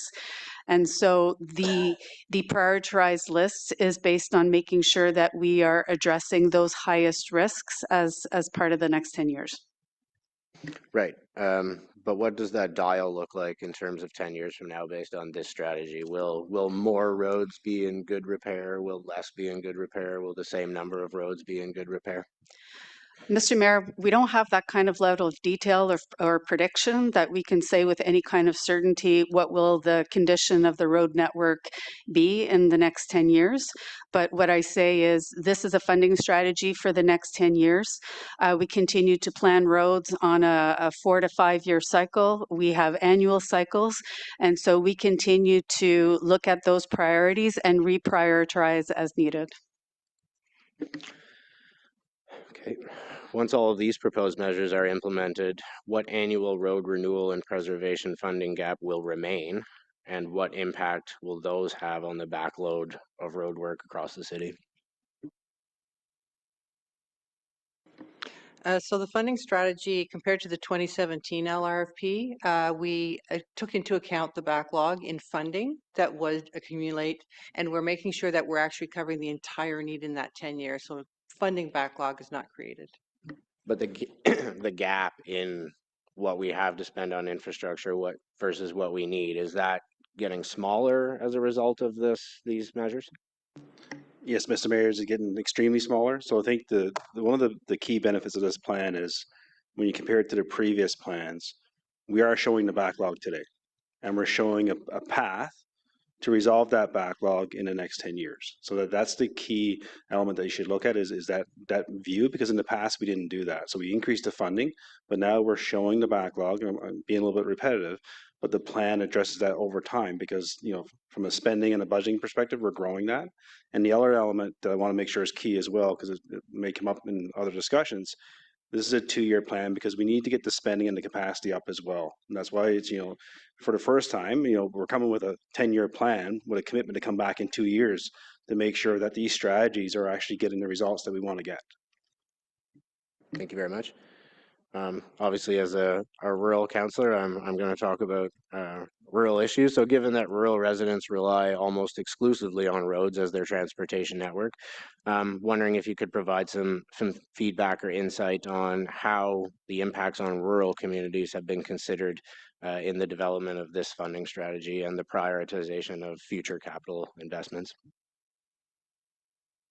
Mr. Mayor, perhaps I can start on the prioritization. And so there is a recognition in our prioritization criteria around the overall percentage of the road network that's in the rural areas.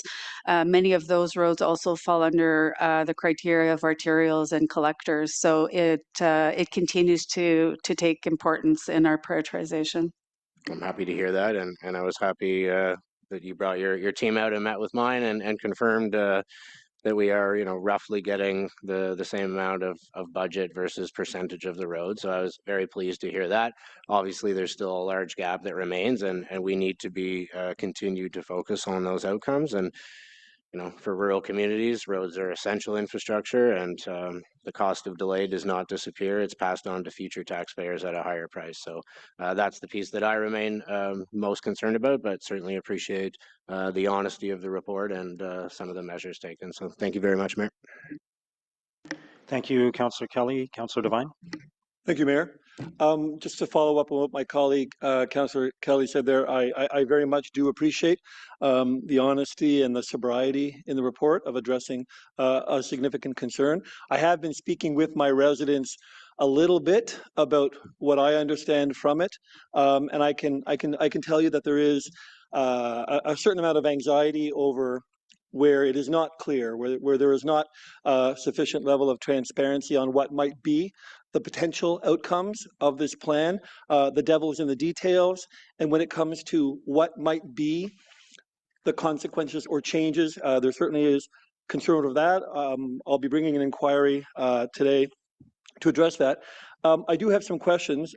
Can you explain to me the rationale behind labeling environmental improvements, accessibility improvements as service enhancements? As I understand it, these measures, and having just come back from the FCM conference myself, as I understand it, these measures are being seen, nationwide by municipalities as the new standard, even as fundamental, not necessarily add-ons.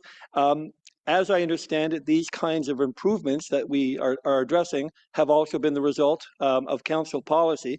I appreciate the motion from Councillor Gower seeks to reintegrate relevant committees and council back into that decision chain, and I do hope that my colleagues support the Gower motion.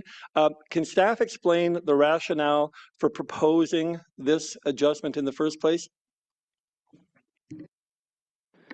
So initially, we were trying to carve out exactly what was creating a premium cost to our renewal budget. So right now, it's being funded by the renewal budget, and we just wanted to categorize and make it clear how much of a premium cost was being added and funded through the renewal budget every year. So now we have an idea of what that amount is. We need to come up with strategies to address it, but we will continue to fund it at the level we are currently funding it at. And when you say we'll continue to fund at the level we are currently, does that commitment exist beyond the two specific years, the first two specific years of the LRP? Mr. Mayor, so right now we do on an annual basis about 26 million for specific service enhancements. That will continue for 27 budget, 28 budget. We're going to be back here in 2028, and part of that process that we'll recalibrate then through part of the Gower motion amendment here and through the report. That's what we'll look at in the next 2 years. Thank you. So there's a lot of talk about affordability and council approved tax targets in the document, which I certainly do appreciate. There is, however, no talk that I could find of what it would take to properly address our infrastructure needs, at least from a revenue perspective. Instead of demonstrating options for recalibrating our revenue targets over the long term, the report suggests tighter risk management, for example. By my calculation, and we've discussed this at committee, by my calculation, if we had raised tax revenues by an additional 1% over the last 4 years, or if there had been, hypothetically, a levy set aside representing that amount, we would have enough additional baseline annual revenue to cover a good amount of our annual shortfall in the order of at least $100 million per year. Is that correct? Mr. Mayor, yes, that would be roughly correct. And as I stated at committee, quick math, 1% is about 22 million. 4 years, a little bit of compounding. You're in that 94 to $100 million range. Thank you. And you and I, Cyril, have spoken before about where the City of Ottawa ranks among major Ontario municipalities in terms of property tax assigned to homes of the average value. If we had hypothetically allocated 1% more than what we did, so not 2.5 but 3.5 and so forth over those 4 years, would Ottawa still be on the lower end of property tax assigned for average home values? Mr. Mayor, yes, we would still be on the low side of the Thank you. That is reassuring. Can you explain, so there's two elements of the recommendation that I do not grasp, and I'm not supposing there's anything that I'm concerned about, but I want clarity. Can you explain the reallocation of 0.15% of growth-related revenue? This looks like we are reducing the amount of money that is going to existing neighborhoods and prioritizing growth areas. We already have DCs to cover those costs. Can you explain why are we moving additional funds from general revenue to cover growth costs? Mr. Mayor, so the rationale here is really aligns right into the premise of a DC to be effective, right? So from a DC perspective, they always look at a form of benefit to existing. So the rationale and the proposal here is that, growth, typically we start off with a 1.5% growth factor for the upcoming tax year. Individuals buying new homes, that's where growth is. So growth is really new houses, new development, new things that didn't pay taxes before. They're using existing infrastructure. So it's really following the kind of the core principles of a DC perspective in terms of the benefit to existing. So those new houses and dwellings are benefit from the established roads that are already in place. So it's prudent to carve off a little bit for them to fund the renewal of those existing roads and infrastructure. That's the rationale behind that. Okay, thank you very much. My last question is in regards to recommendation 4B. So recommendation 4 speaks about the agile capital budgeting approach for transportation planning, roads, and related growth. Recommendation 4B, delegating authority to the city treasurer to reallocate funding to projects as required. Can you walk me through that? It looks like, it looks like it's a shifting of decision making or on trade-offs that we might have to decide on from council to staff. Can you explain to me the rationale behind this? I do not generally have an issue with providing staff with latitude to be nimble and agile when required to. I just don't know what might be the possible trade-offs of that recommendation. What problem are you trying to solve with that recommendation? So Mr. Mayor, I want to be crystal clear and transparent on this one. So every year, and I've talked about this ad nauseum in terms of how transparent our budget document is, and we actually break out service enhancements in our categories as well in the capital portfolio. So what this will allow, so we present the annual budget, and in that annual budget, if you go to the capital funding summary templates of any of the committee books, you're going to see a 4-year plan, right? So if you go to the PWIC committee right now, you go to the 4-year forecast template, you're going to see Greenbank, Brian Colburn, I think there's a baseline road there, CARP, et cetera, and there's a 4-year plan. So some funding in 2026 and some future subsequent years of more funding coming. So we're kind of adding funding to multiple projects all the time. So we're going to carve this agile approach out. So let's say, Brian Colburn is moving down the process from a design, construction, et cetera, a little faster. From a procurement perspective, the rule is that the full funding needs to be in place before we go to tender. Yep. This will give the ability to the CFO to, I know that future funding is coming in 2027, so please proceed, team, and get this project done. From a cash flow perspective, recover from a cash flow because we don't spend a full budget in a year. That's what that gives me the flexibility to do that. That will be reported on an annual basis and updated every year with our budget. The next year falls into the plan. In addition, for transparency and clarity, we're also going to start including a 10-year plan. So not only will we continue with the consistent 4-year view, we're going to give a 10-year plan for those projects. So we still have a line of sight for the further out plan. Whenever that delegation of authority is used, that will be reported back to committee and council through my quarterly reports. So in terms of, transparency, clarity, it's there. It's fully there. It's fully mapped out in that process. And any of the reallocations you are doing are on projects that have already been approved. It's not that you're inventing a new project. And at the same time, if I understand that correctly, you are making decisions based on opportunities or challenges that might come up. Perfect. Thank you. You are a wealth of information, Cyril. I'm going to rely on that wealth of information when you get my inquiry. Thank you. Thank you. Councillor Kavanaugh. Thank you, Mr. Mayor, and thank you to the team for their work. And they did give us a briefing, and I appreciate it. In an older ward, such as Bay Ward, we have aging infrastructure. It's everywhere. We are getting a number of projects, such as the LRT, but they actually require more infrastructure to go with it, such as sidewalks. And frankly, the roads are being torn up from heavy trucks and stuff. Please don't ask me about that CAA pole on Carling Avenue again. I get it every time.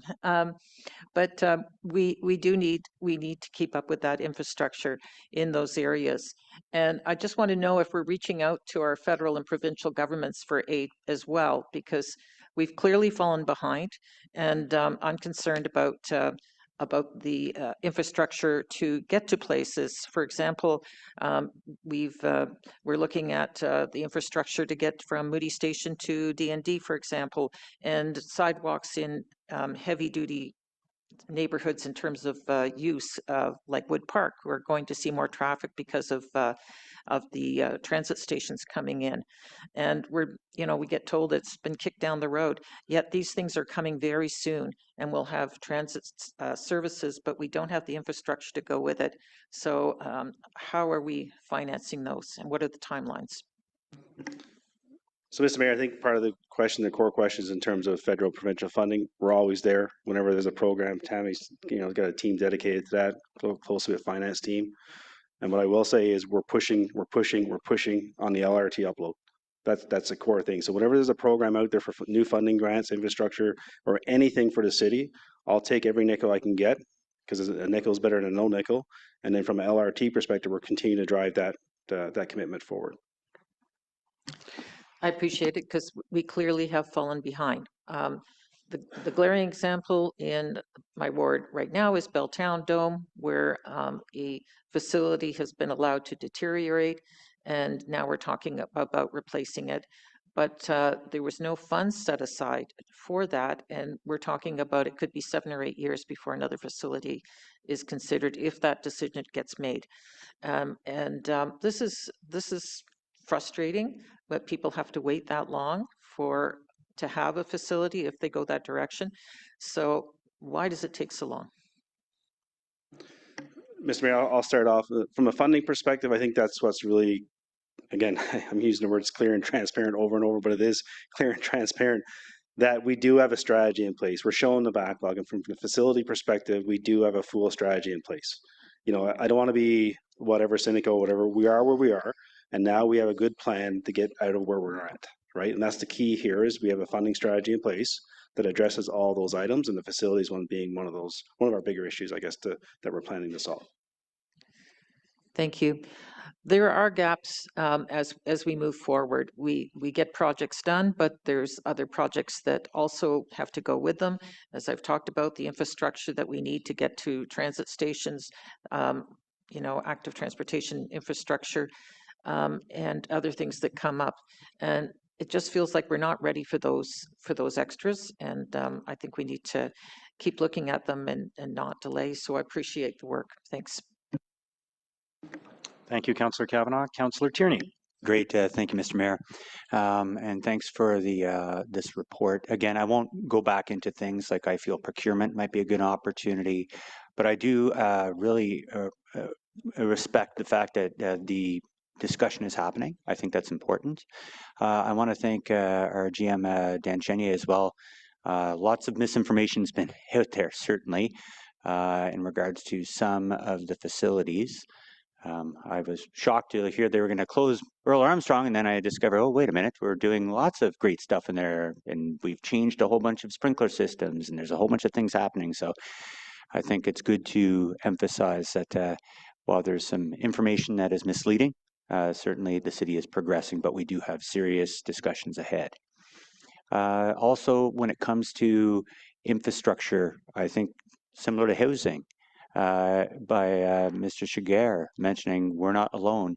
This was the primary discussion all week at FCM, is the federal government has lots of money. People know to the penny how much they pay in property taxes, but they certainly don't know provincial or federal amounts. So we'll continue to advocate, and I want to thank you for the great work you've done on this. We'll have some good discussions in the next couple of years. But at this point, I think we have to work collectively together to find ways to make this all happen. So thank you. Thank you. Councillor Hill. Thank you, Mr. Mayor. And I do want to address specifically the City of Ottawa's tax rate. I know one of my colleagues recently commented that the City of Ottawa's tax rate is relatively low to other cities. Giving an example of how increasing it, or had we increased it, we would still be relatively low.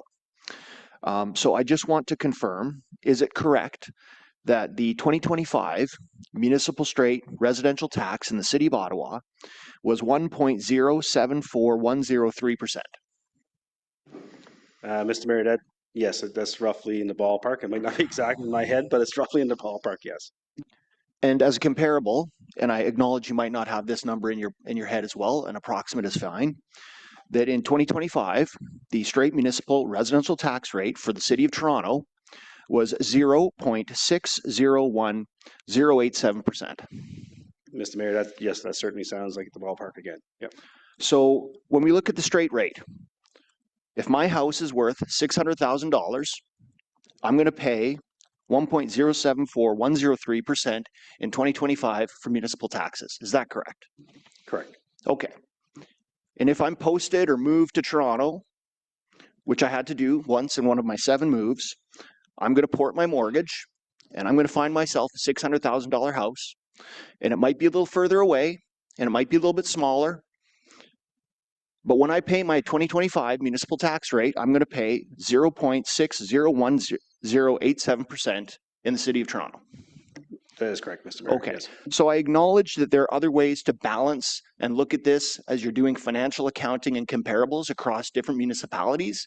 But to be clear, the money that comes out of a resident's pocket in the City of Ottawa is quite a bit greater relative to someone who lives in Toronto with the same valued house. Mr. Mayor, yes, I just want to be clear from an assessment perspective, what we use is the BMA study. So the actual taxes paid, you're true, very true, it's the rate plus the assessed value. So there's 2 parts of the equation that gets to the outcome. So from a BMA study perspective is what we use as a metric. Ottawa's at the low end when it comes to comparable, single family home, apples to apples on what you get for what you get. From that metric, yes, you may end up in a smaller house. You will end up in a smaller house in Toronto, and your taxes will be lower, but you're in a smaller house. So your asset is not the same as here, just from a... So apples to apples, the same valuation of house to same valuation of house, the City of Ottawa does play more than it does in Toronto by quite a hefty amount. From a tax, yes, correct. Yep. That's the number that's real to people because that's the money that comes out of their pockets. So the implication that the City of Ottawa and residents in the City of Ottawa are not paying a significant amount of property taxes is a false comment. Thank you, Mr. Mayor. Okay, Councillor Carr. Point of order. Point of order. I think it would be a point of privilege if you're Point of responding. privilege. Thank you very much. I'm first termer. I believe it was just suggested that the comment I made was a false comment. Well, clerk. Oh, thank you. I'll ask the clerk if you don't mind. I won't ask my colleague. Clerk, am I allowed to make a point of personal privilege based on that comment, which was to all ears in reference to my comments, which ended with a suggestion that the comments I made are a false comment? Is that grounds for a point of personal privilege? Mr. Mayor, the procedure bylaw provides that when a member considers that their rights, immunities, or integrity has been impugned, the member may, as a matter of privilege, rise with a point of privilege, and upon being recognized, you would state the point of privilege, and the mayor will determine the question accordingly. Thank you. I don't mind letting this go. I just, I think there's a difference of understanding of how taxes are levied, and I don't believe what I said was false. I think there's just a different understanding, and I would invite my colleague to have a coffee with me, and we can talk about our different interpretations of how taxes are assigned. Thank you. Okay, we'll leave it there. Councillor Carr. Yeah. Okay. Thanks. First, I want to apologize, as I generally would watch the meeting at which this was discussed and not deliberate at the council table, but I just have a few questions. You know, noting that it's an election year, I've certainly seen a lot of communications, alarmist communications about us shutting down facilities, and if we'd made different decisions, things, you know, we wouldn't be in the situation we are. I was also at FCM this past week, and certainly it dominated the state of our infrastructure across Canada, dominated the discussions of every political party and every municipality across Canada. So we're definitely not alone.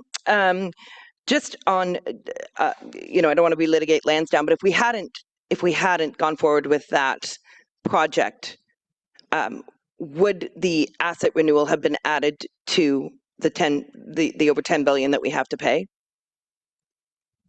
Mr. Mayor, yes, if we didn't proceed, that's a city asset that would have added to the gap that we have in front of you. Okay, so overall, there was savings with proceeding now with the deal that we had and the additional funding sources, correct? Correct. Okay, just with respect to the facilities, there's been a lot of speculation I've seen with respect to, you know, potentially shutting down a pool or community centers, ice rinks, and I think residents are concerned. They're alarmed, and I think that we owe it to them to be transparent about what's really happening here. Facilities are more than recreation centers, are they not? Do they not include office buildings, salt domes, service yards? Like, when you're talking about these facilities, it's all inclusive of those, correct? Mr. Mayor, correct, and if you allow me, the service review is endorsed by the service review, or sorry, the facilities review was endorsed by the service review framework this term of council. And we brought forward a couple of those scenarios where we had a lease on Queensview that was an administrative building that we got out of that lease that sold, I think it was in the ballpark of $250,000, $300,000 on our operating budget. We also had a older facility in Goulburn, the old complex there that was no longer needed or used. That was brought forward. Core fundamental points is that there's no service cuts in this plan. There's no plan to be service cuts from a facilities perspective.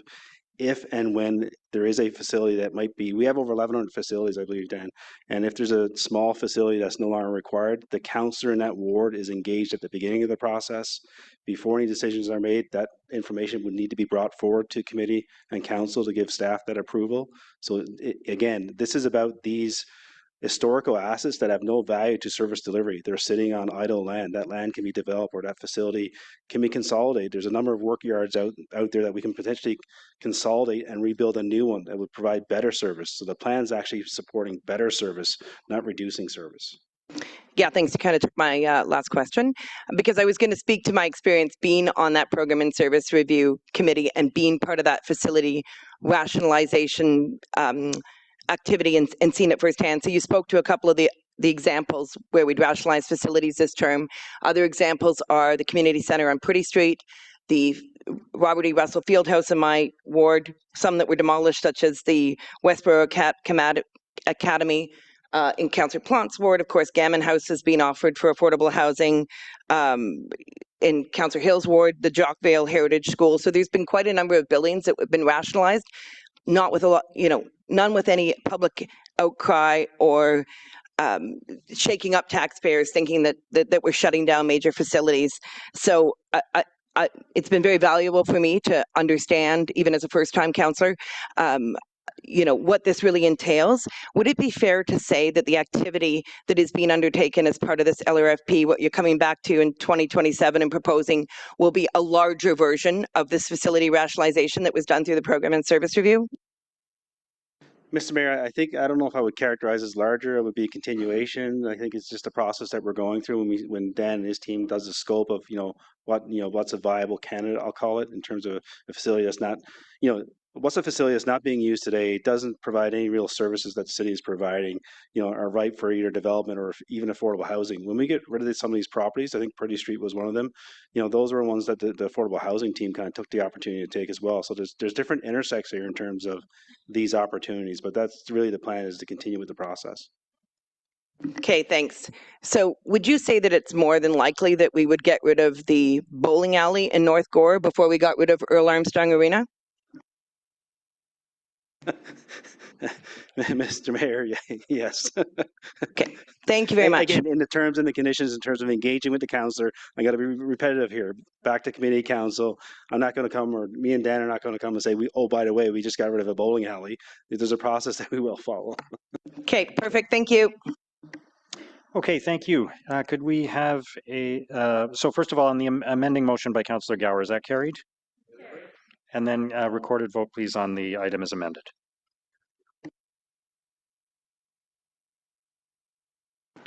Councillor Carr? Yes.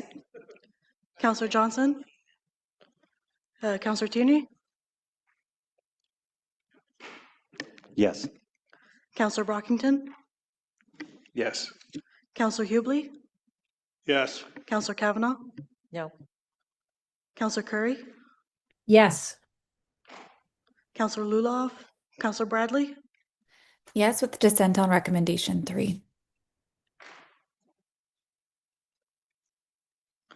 Councillor Lowe? Yes. Councillor Plount? Oui. Councillor Kitts? Yes. Councillor Menard? No. Councillor Gower? Yes. Councillor Brown?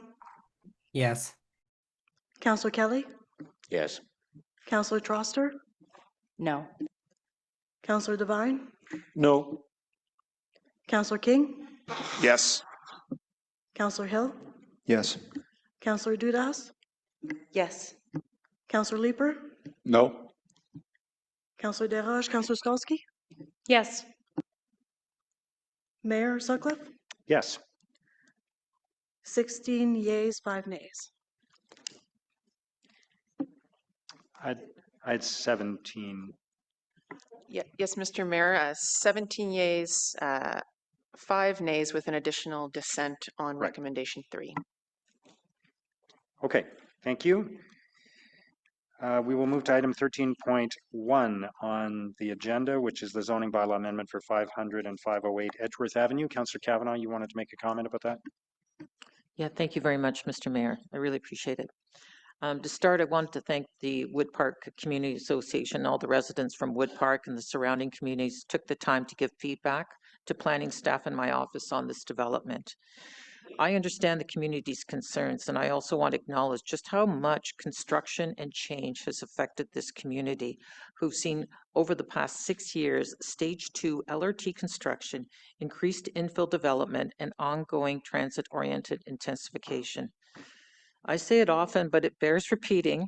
The opening of the Stage 2 West Extension, Bayward is getting 7 new LRT stations, and I know this is meant to be wonderful, but it's endless construction, detours, and inconvenience to the residents, and it also means that when the West Extension opens, neighborhoods in Bayward will be some of the most well-connected in the city, but also we'll see a lot of intensification.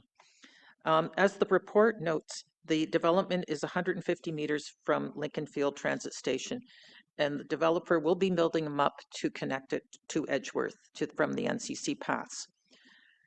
I know we're not at the stage for a planning process, but I want to flag that I'll be working with the applicant, city staff, and NCC to ensure that the path from Edgeworth to Lincoln Field Station is maintained year-round so that it's useful to all the community. We can't just have it for a few months. I'm also encouraging the developer to explore car sharing, Presto passes, and other incentives to encourage tenants to use alternative forms of transportation to alleviate traffic congestion in the neighborhood.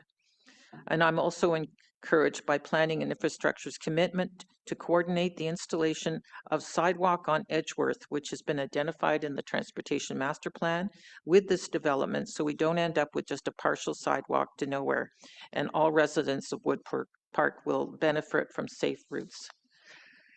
I've also heard the residents concerned about the lack of community space in this area, from parks to green space. to community gathering spaces. If this application is approved, we will be working with the applicant at the site plan control stage to ensure community space in the building is offered to the Wood Park Community Association and to explore installation of a children's playground for tenants. I'm also working with the city's Parks and Rec team to examine future amenities at McEwen Park following LRT construction and the NCC to ensure green space to the west of this development that is accessible for the community. This community has very much a lack of green space, and that's why they're so worried about a 24-story building going in on a residential street. Finally, I share the community's desire for collaborative design on the scope planning on construction on Edgeworth, where construction vehicles will be permitted to park and where they will not be, and the safety and sound mitigation measures for the surrounding community. And I look forward to working with the community and the applicant on the site plan control. I know that also the community has raised concerns about the capacity of this project on water and sewage, and I'd just like to have staff confirm again that this has been responded to, because that still is a question that arises. Thank you.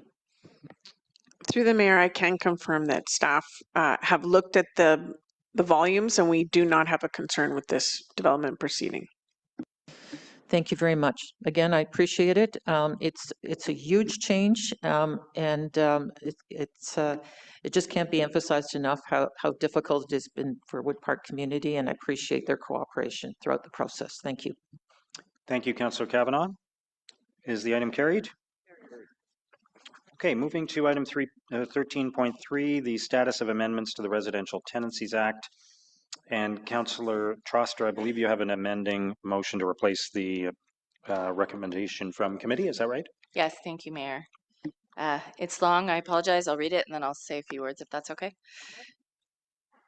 Whereas the province's advanced provincial order in council 617/2026, which will amend the Residential Tenancies Act in a manner that addresses many of the policy objectives underlying municipal renovations bylaws, including enhanced tenant protections. And whereas staff have indicated that a municipal licensing regime introduced alongside new provincial legislations could create some overlap with new and concurrent provincial regulations during possibly similar timeline, potentially causing confusion that does not serve the interests of renters. And whereas staff will be reviewing the implications of new provisions of the Residential Tenancies Act to identify gaps and right-size the city's approach so that a rental renovation license bylaw can be well-designed, effective, and administratively sound at protecting tenants. Therefore, be it resolved that staff provide Planning and Housing Committee with the original draft rental renovation license bylaw on July 8, 2026, and highlight provisions that may duplicate or overlap with provincial requirements introduced through the provincial order in council and related to amendments to the Residential Tenancies Act. And be it further resolved that the rental renovation license bylaw review page on Engage Ottawa be updated to include the draft bylaw and any relevant supporting documentation that would have been provided had the original draft bylaw been advanced. And be it further resolved that the Planning and Housing Committee receive a comprehensive presentation from staff on July 8, 2026 that highlights provisions contemplated in the draft bylaw, results of consultation efforts, advocacy efforts of city staff to the province, changes advanced via the provincial order in council, a cost-benefit analysis of advancing the draft bylaw, including costs and benefits to the city, landlords, and tenants, any legal jurisdictional matters relevant for council's consideration. Proposed next step for reviewing the implications of amendments to the Residential Tenancies Act, including the report back timelines, whether council proceeds or not with the bylaw at this time. Be it further resolved that any individuals or organizations who provided comments to staff during the consultation process be invited to attend the meeting of Planning and Housing Committee as delegates or observers. And be it resolved that staff continue to review the implications of amendments to the Residential Tenancies Act as they come into force, as well as approaches taken by other large municipalities and continued feedback from residents with the objective of identifying gaps that may require additional tenant protection measures. And be it further resolved that should the analysis demonstrate that gaps exist within the provincial framework that could be addressed by the city, staff in the PPD and PRED provide the next term of council with options to further enhance tenant protections, including a thorough expanded scope to the rental renovation bylaw and additional demolition control protections for tenants. And be it further resolved that staff include amendments to the rental renovation license bylaw on the proposed work plan for the next term of council, with the results of the review to be brought forward in Q4 2027. I want to thank Councillor Gower for seconding and the Mayor's office for working with me on this revised motion.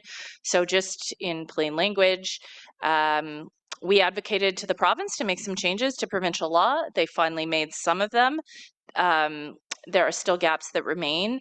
And we wanted to give staff the opportunity to show us their work, the bylaw they were originally going to propose, but also highlight the pieces that probably aren't needed anymore, and to allow committee to have a fulsome debate.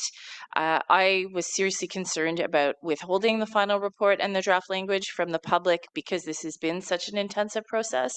So many people have generously told their stories and given their time. And also the way the motion is written, we can also come back in the new term and take a look at how some of these new provincial changes are impacting tenants and see if we need to tighten things in the future. So I'm hoping for support for this motion because I believe that whether we need a bylaw or not and what's in it should be a decision of committee and council. And we deserve to have that conversation out in the open. And just to be clear, voting for this motion does not mean you're voting for the bylaw. It just means you're voting to allow it to be introduced and discussed on July 8th at Planning and Housing Committee. Thank you. Thank you, Councillor Troster. Councillor Kavanagh. Thank you, Mr. Mayor, and thank you to Councillor Troster for all her work on renoviction. It's a huge topic, and it's how we're losing affordable housing as units get switched over from being affordable to becoming very pricey for the average person. I just have a question, and it was to do with the further resolved part of additional demolition control protections for tenants, which could be a separate category. And I'd like some comments on that because I did put forward to look at demevictions, which is also a huge topic. And I'd like comments on how we're going to treat that. Thank you. Through the mayor. So there is a demolition control bylaw that exists in the city already that protects the demolition of residential buildings until you have a building permit. You can't get a building permit for a demolition unless you have a building permit to replace it, which means it's gone through a planning process or it is an allowable building and you show intent to actually replace those units. That only exists for a portion of the downtown, the urban transect in Ottawa. So when I read this motion and its expanded revised language, we would look to this process to consider whether or not that bylaw should be amended, expanded, or any portion of it brought into a licensing program should the City of Ottawa have one. Thank you, appreciate it. And the key part is protection for tenants, and that is affordability. There will be units that will be replaced, but at what cost? And will they be able to still maintain that affordability? That's the key question, and I don't know if you can answer that now, but obviously that has to be looked at. Through the mayor, I would say that the way the existing demolition bylaw, it doesn't speak to tenant protection, but because it makes the process slow down and be more public, that you can't get your demolition permit until you have one to build something, it has, our evidence shows that it has forced a conversation about what is happening with those residents. There are some live files happening right now that the transparency of that forces a conversation, but again, it only applies to a part of the city. Yes, obviously that has to be expanded since it's extending right out to Bayshore, and it's going to happen more and more. Is that going to be brought into this report that's coming up on renoviction, or will that be treated separately? So should council pass this motion before you right now, I would see that coming in the work that would move forward in 27. Okay, thank you very much. Thank you. Councillor Curry. Yeah, thank you, Mr. Mayor. As Councillor Carr will attest at committee, both she and I were traveling to FCM, and the listening to the debate at committee and not really being able to talk to it was challenging. So I'm glad to see this here. I'm glad to see the work that's been done in the meantime between committee and council. I wanted to say a couple of things. First of all, when we started that service review working group, one of the very first things we did was we asked Cyril Rogers, what are we doing as a city that is really the province's responsibility? Because we do not want to get in the business of doing things that are really provincial responsibility or federal responsibility for that matter. So we asked that question. So I myself am loath to try and get into anything that isn't really a municipal responsibility. That said, what Councillor Troster is trying to do here is look at what is a municipality's responsibility. And it is our responsibility to make sure that tenants and residents, really, we look at them as residents, are treated fairly. I will say that the Landlord Tenant Board is broken in many ways. The Residential Tenancies Act needs changes. The province is trying to do that, but what I'm glad to see in this motion, and I really appreciate the work that Councillor Troster has done with staff, is the ability to, number one, have the debate in public about what staff we're going to do and what changes they may recommend.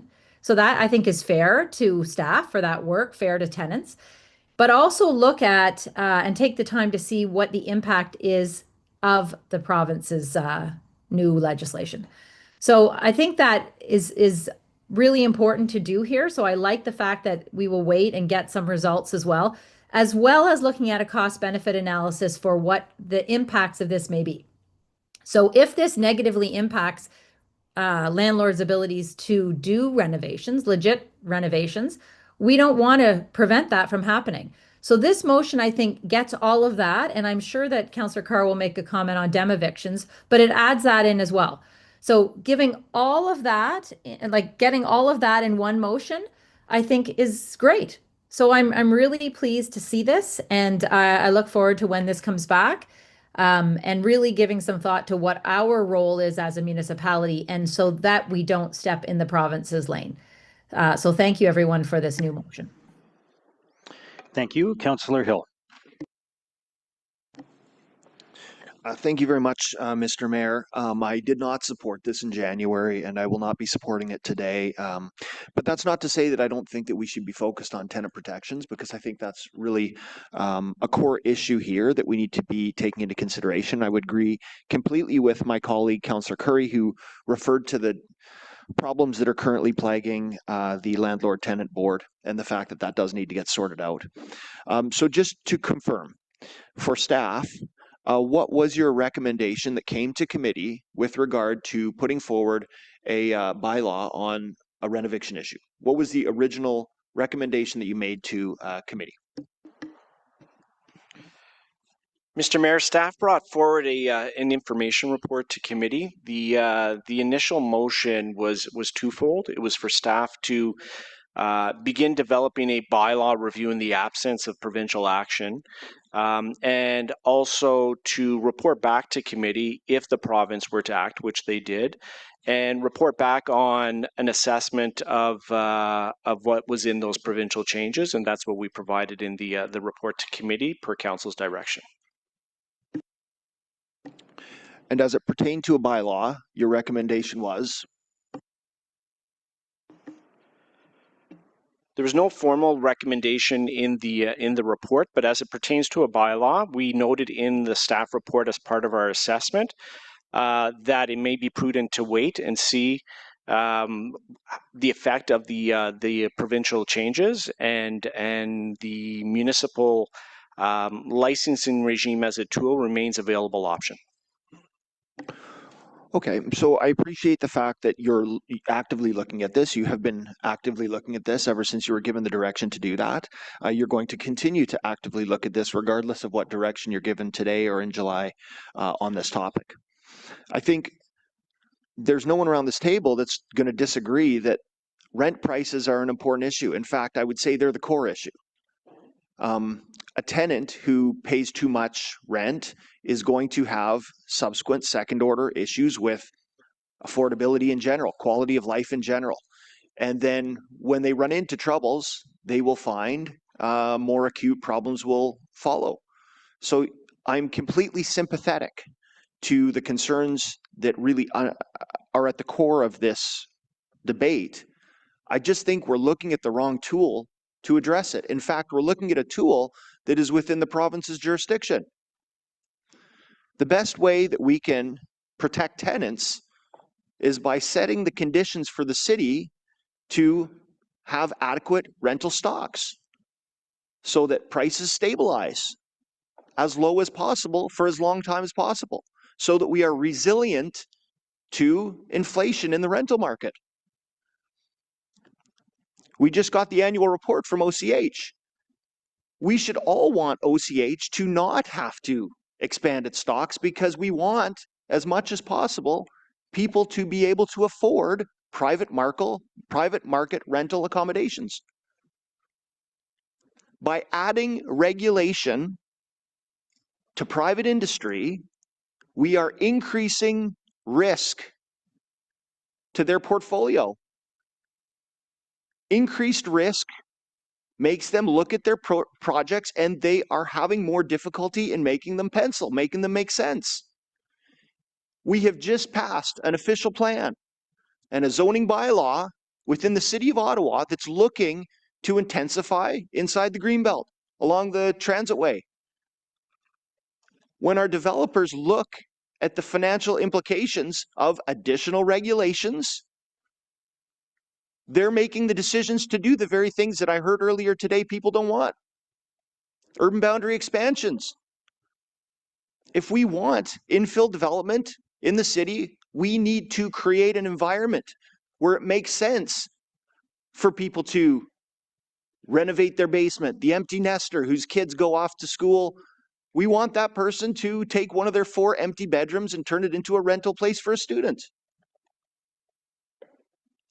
We want our larger developers to rebuild areas so that they can get more rental markets on the economy. That is the way that we address this problem as a city, and we have the tools to do that. I would encourage that we look really strongly at the concept of renovictions, demevictions, because as much as we all want the outcome of protection for tenants, I think we're inadvertently and dramatically increasing the actual problem by potentially causing, over the next 5-10 years, rent prices to continue to go up. And that should almost singularly be our focus on this issue, is trying to do what we can in order to reduce inflationary pressures on the rental market. So colleagues, I do certainly appreciate the efforts that have gone into this and the care that goes into this from the perspective of taking care of our tenants, because I certainly share that desire. But I would caution that in an environment where we're trying to say yes to housing, where we're being housing friendly, where we're adding policies to the city that allow us to grow stock, and we're doing a very good job of that, generally speaking, this term. I would encourage that we continue that record and try as hard as we can to advocate for policies that are going to keep prices as low as possible. So thank you for your time. I will not be supporting this motion. Thank you, Councillor Hill. Councillor Carr? Yeah, thanks. I wasn't going to say anything, but then Councillor Curry alluded to the fact that I probably was going to speak to the demevictions.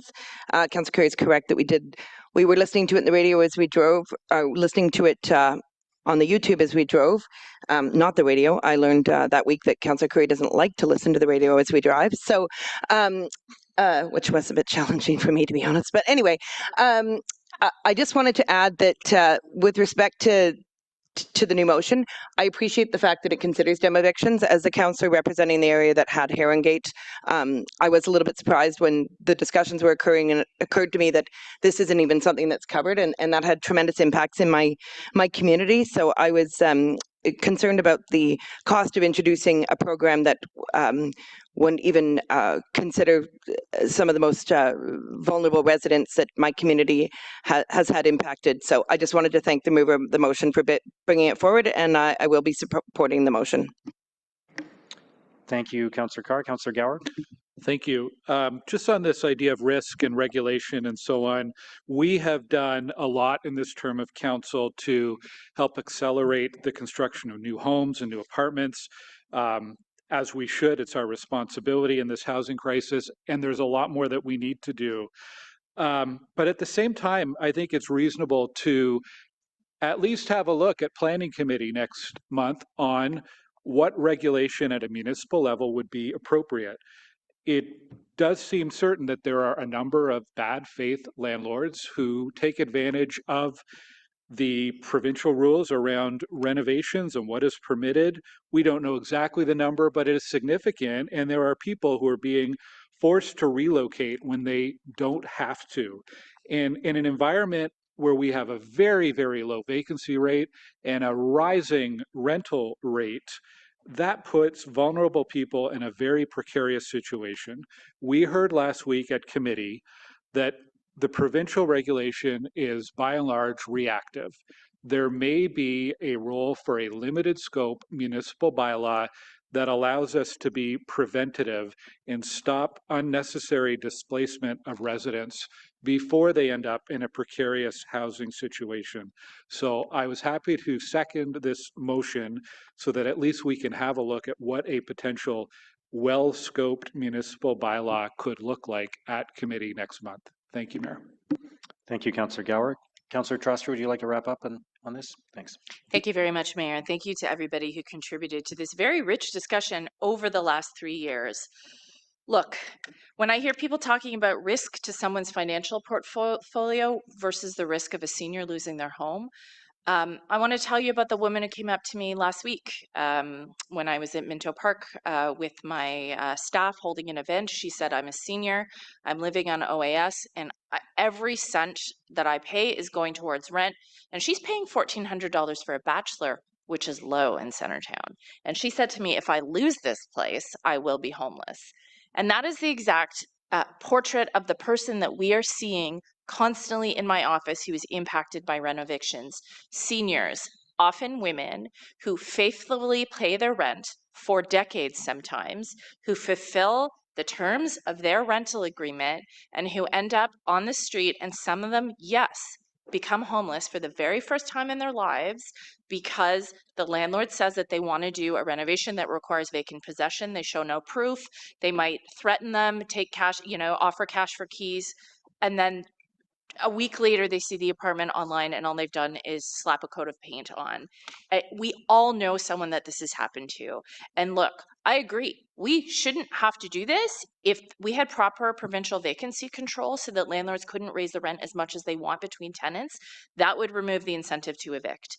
But at the end of the day, if people end up homeless, we pay to house them at great cost. It becomes the city's responsibility.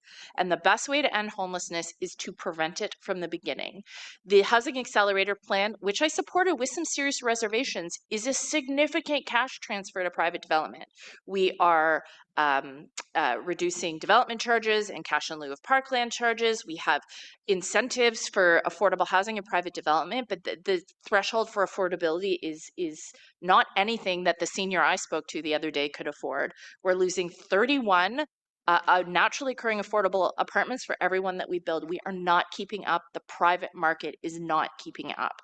And so the goal of this motion is to have this conversation out in the open, to seriously contemplate what we can do and what we think is within municipal scope. It's not only a moral responsibility, it's financially responsible, because at the end of the day, we pay when people end up in the cycle of homelessness. And, we had the tenor of our conversation was very similar around the bubble bylaw just a couple of months ago. There are people who are saying that provincial and federal law were not helping people, and a lot of people voted to advance that bylaw because they felt that there was a role that the municipality could play to fill the gap. So that is our job, and I really hope we can have this conversation in public. And for those of you who have doubts, I really encourage you to come to committee on July the 8th. I really encourage you to listen to the voices of people who have been affected by evictions of this nature, and to understand the way that the system is currently failing them, and to help us figure out a way that we can help them. I can't think of anything more important. Thank you so much. Okay, thank you. So we'll be voting on the motion, which if adopted would replace the committee recommendation. So if we could have a recorded vote, please. Councillor Carr? Yes. Councillor Tierney? Councillor Brockington? Yes. Councillor Hubley? No. Councillor Kavanaugh? Yes. Councillor Curry? Yes. Councillor Bradley? Yes. Councillor Lowe? No. Conseillère Plante? Oui. Councillor Kitts? Yes. Councillor Menard? Yes. Councillor Gower? Yes. Councillor Brown? No. Councillor Kelly? Yes. Councillor Troster? Yes. Counselor Devine, Yes. Counselor King, Yes. Counselor Hill, No. Counselor Dudas, Yes. Counselor Leeper, We. Counselor Skalsky, Yes. Mayor Sutcliffe, Yes. 17 yeas, 4 nays. Okay, thank you. Item 14.1 is the designation of 575 Island Park Crescent. Councillor Leeper, you wanted to speak to that? Just a very brief commentary for those of you who watched some of Built Heritage Committee yesterday. You'll know that there is the Ethiopian ambassador's residence, which is currently vacant and deteriorating rapidly on Island Park Crescent. The embassy has applied for a waiver of the demolition control that the general manager was speaking about earlier, and that approval could be granted at any time. City heritage staff have a strong interest in preserving some of the heritage of that building. But if that demolition permit goes through, they'll have no leverage whatsoever to strike the appropriate level of preservation with the embassy. I did meet with the ambassador yesterday on site. And I just wanted to urge both the city and the embassy to come to the table in a productive and transparent way with one another, so that both parties are talking about their needs with respect to this property, and hopefully arriving at an agreement sooner rather than later. But in the meantime, colleagues, I do hope that you will support the notice of intention to designate, in order that city staff have that leverage in order to be able to require some level of heritage protection at a level that will hopefully be to mutual agreement of both parties. Thank you. Okay, thank you. Is the item carried? All right, from the bulk consent agenda, we lifted the Adasoke project update. I believe Councillor Brockington, you had some questions? Yes, Mayor, I do. I just want to make sure staff is here to answer the questions. Yes. Excellent. Okay, so I wanted to focus in on the remaining work that is outstanding, and if you could provide council with a list of what work remains at this point. Mr. Mayor, as mentioned in the report, the Adasoke project is approximately 85% complete. So a lot of the building exterior and enclosure has been finished. And what is taking place right now is a lot of work inside the building itself. It's not simple finishing work, but it's very detailed and intricate. Intricate, yes, sorry, as part of the internal construction. So there's a lot of detailed interior elements that the contractor continues to work on. There continues to be custom millwork to be installed. There's a feature ceiling that's also continuing to be installed. There will also be artwork that will go along with that. And we continue to have architectural finishes throughout the building, which is very unique and have a lot of curves within it. We also have signature features as part of the building. So we have the Indigenous round rooms that are also being completed. We have a multi-story living wall, and also many exterior public spaces, and obviously some landscaping. I think also importantly, we're going to be moving into the full testing and commissioning of the building systems. So that does require very tight temperature and humidity controls that is very similar to museum grade standards. So we do anticipate that to be complex work that still needs to take place. So I think how we're describing the 15% is not necessarily about the volume of work, but the precision, the integration, and the quality that continues to be applied. Okay, thank you. It's my understanding that the contractor is projecting the remaining work to be completed by year end, by December of 2026. Have staff assessed the time that each outstanding task needs to take to make sure that this revised timeline by the contractor is accurate?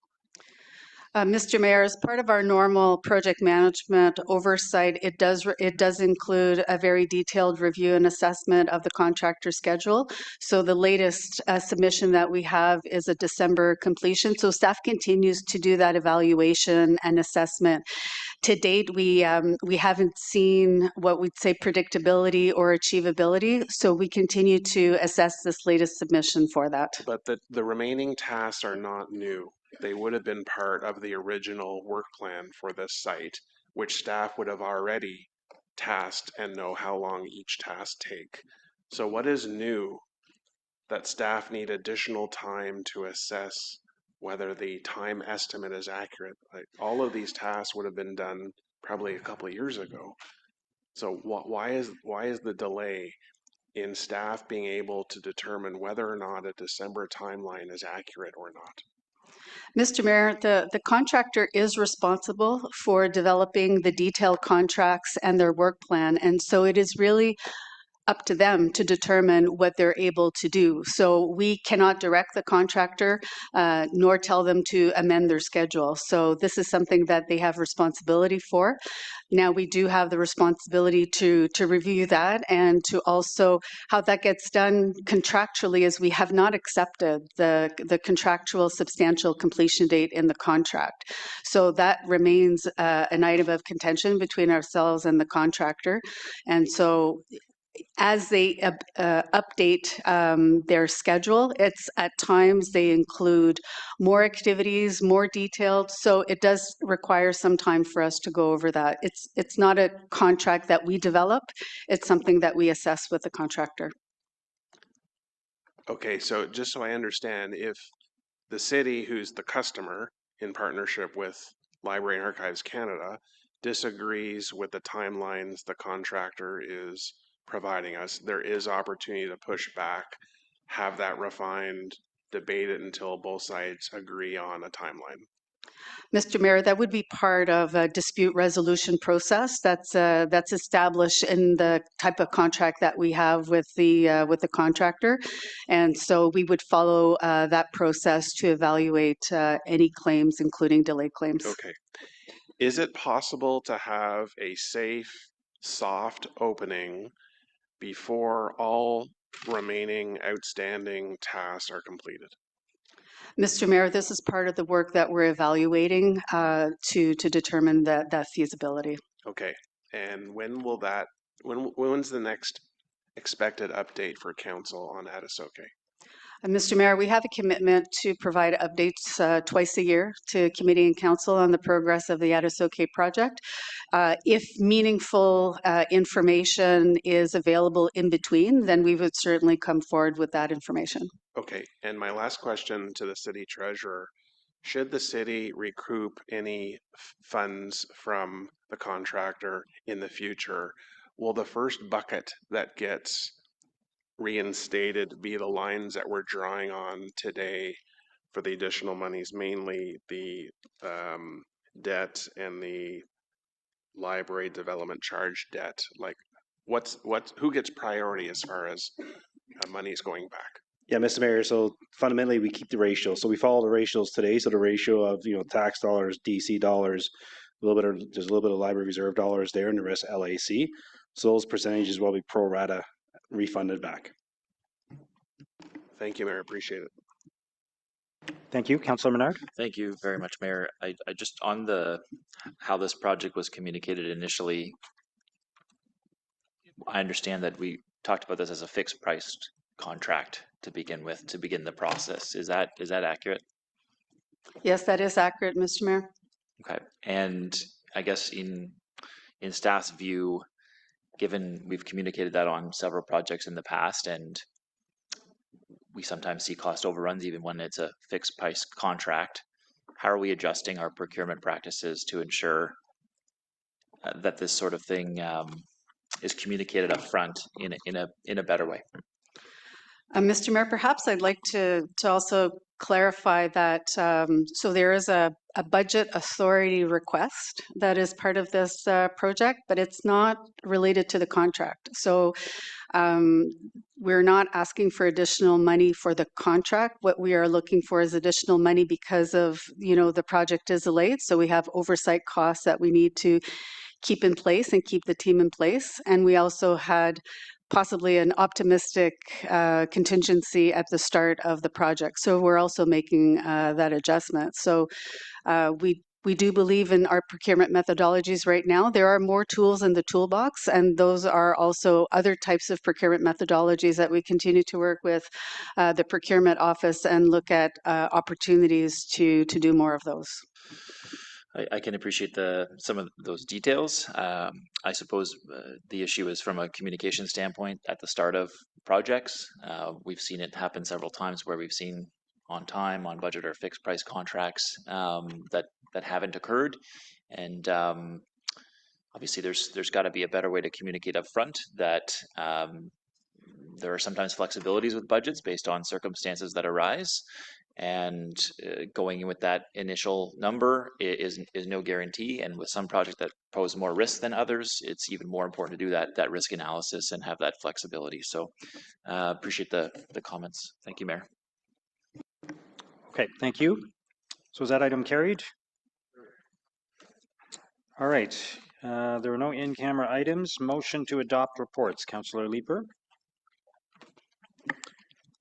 Thank you, Mayor. That the report from the Ottawa Community Housing Corporation entitled Annual General Meeting of the Shareholder of Ottawa Community Housing Corporation, OCHC, Agricultural and Rural Affairs Committee Report 36, Built Heritage Committee Report 32, Emergency Preparedness and Protective Services Committee Report 24, Finance and Corporate Services Committee Report 36, Planning and Housing Committee Report 66, and the report from the City Clerk entitled Summary of Oral and Written Public Submissions for Items Subject to the Planning Act Explanation Requirements at the City Council meeting of May 27th, 2026 be received and adopted as amended. Is that carried? Motions of which notice has previously been given. Councillor Menard's motion on transit reliability and service enhancements. Councillor Menard. Yeah, thanks, Mayor. Thank you very much for your support and your office's support on this. I will recognize that the city's held back a significant amount of funds from RTG as a result of service on the LRT. This stems from reinvesting some of those funds, and obviously the reliability of the system, and a recognition of what riders on bus and para and on the train have been going through. I appreciate that. This is obviously something that some of these will happen sooner and some of these will happen over time, but it is focused on increasing the reliability as well as making sure that there's familiarization weekends associated with the Line 1 East extension, as well as in the fall for Ottawa's 200th birthday, Bytown. So appreciate the support. Thank you. Thank you, Councillor Menard, for working together on that. I want to thank Councillor Gower as well for his help on putting this together. Councillor Leeper. Thank you very much, Mayor, and I certainly will be supporting this motion. I'm sorry, I just lost the wording of the motion itself. Bear with me just one moment. Thank you. The only one I contemplated whether I wanted to say anything today or not, but number 5, install heat tracing on the Line 1 overhead catenary system to avoid future multi-day LRT shutdowns at a cost of $2 million. That one galls. That is $2 million of taxpayer funds that could be used for any number of good purpose in Ottawa. RTG has a responsibility to deliver a certain number of train kilometers to us. And twice in recent years, they have had prolonged multi-day shutdowns because of freezing rain on the overhead catenary in the area of Herdman. Why are they not installing the heat trace at their own expense? Why are we not able to compel them to? Through the chair, through the mayor, they have agreed to take on the maintenance costs for the duration of the contract if we would put install the equipment. Typically, what we do in the industry is we run the trains throughout the inclement weather. All right, we've had a number of discussions with them this year. We're actually putting a snow plan together with them to change their practices going forward. It strikes me that the cost savings associated with what I'm going to assume are penalties associated with not delivering train kilometers should compel them to pay the cost of this. I am glad to hear that it sounds like we'll both put some skin in that game. That's better than I thought. But I just can't believe that we are going to spend $2 million on something that they should be putting in here to ensure that they can deliver the service that they've committed to.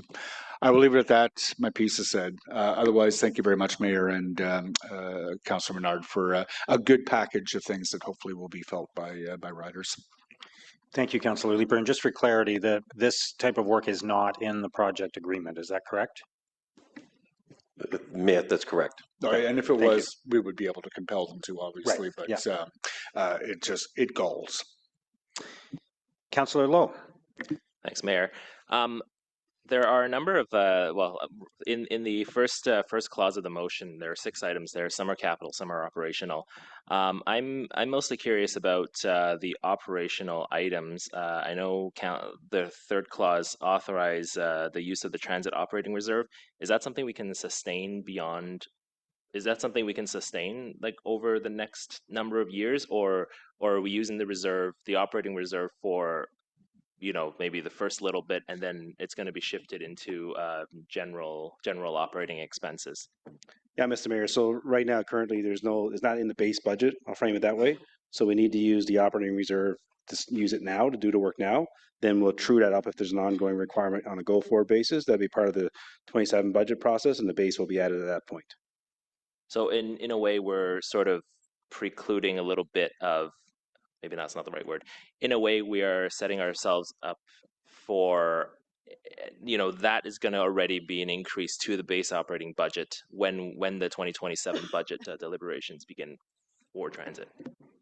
Mr. Mayor, yes, it could be, yes. Yep. It could, okay, yeah, that's fair. If there's an ongoing requirement, yes, then we would have to true up the base budget, like in most things that we do. Yes, the budget would have to revisit.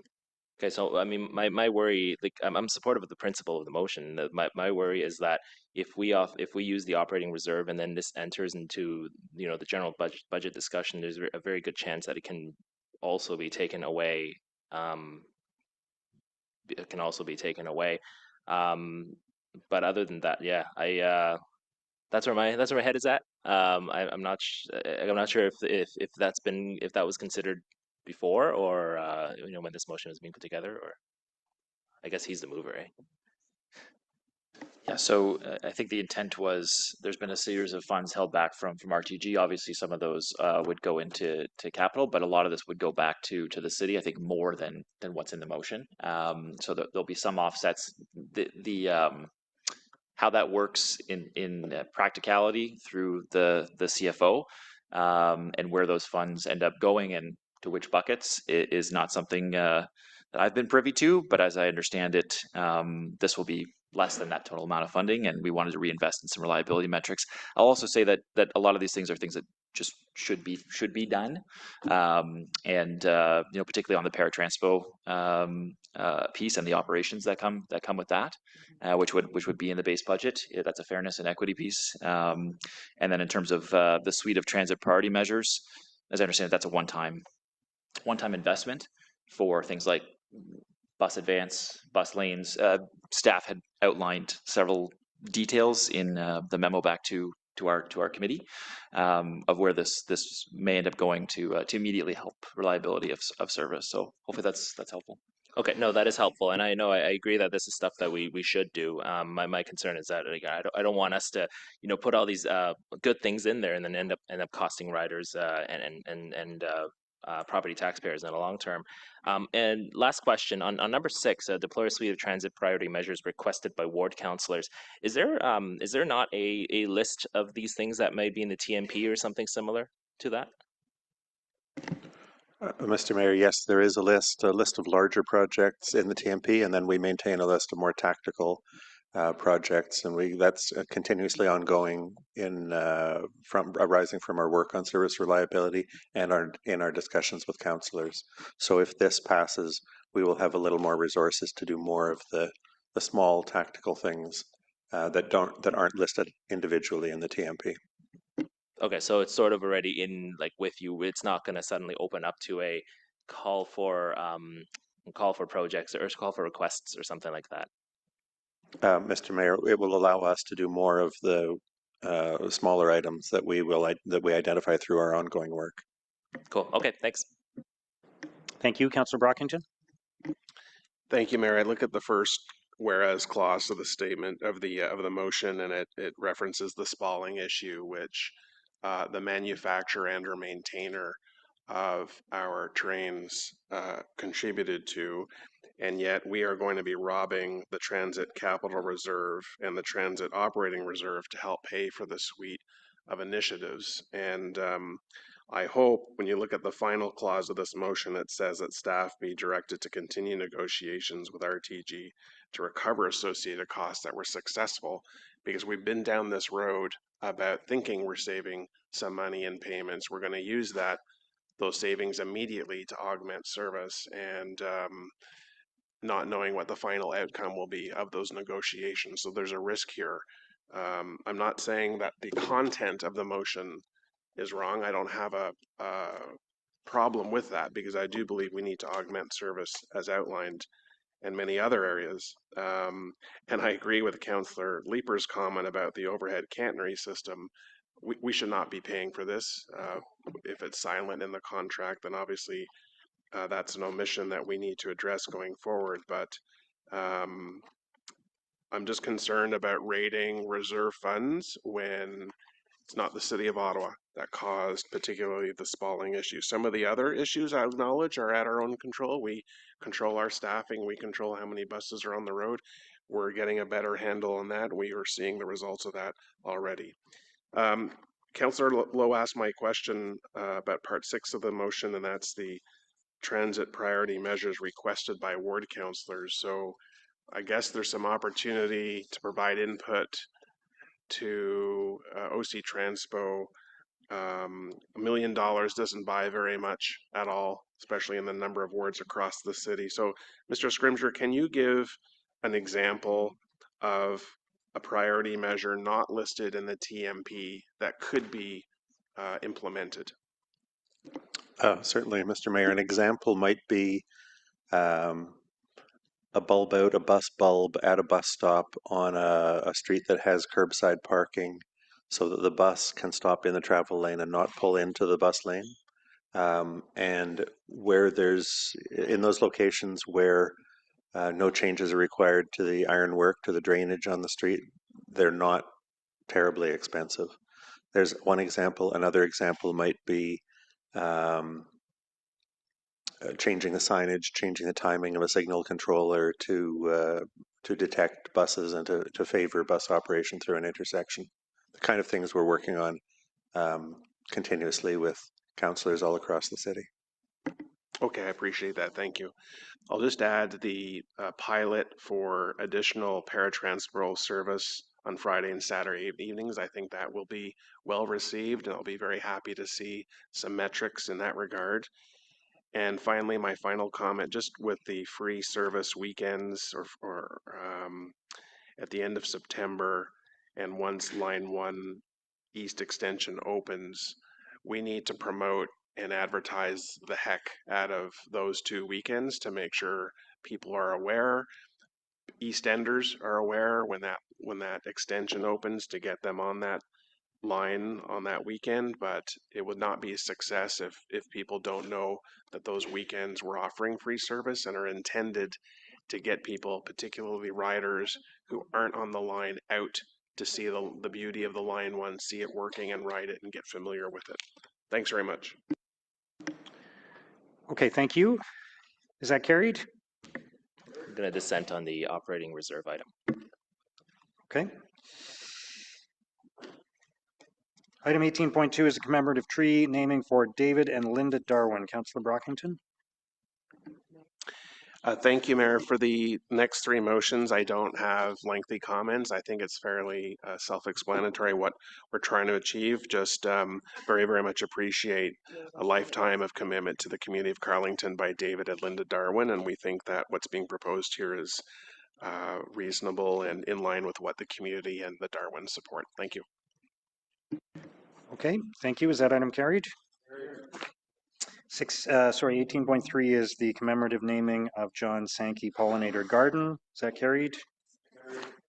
18.4 is the commemorative naming of Anne Hegtveit Hill. Is that carried?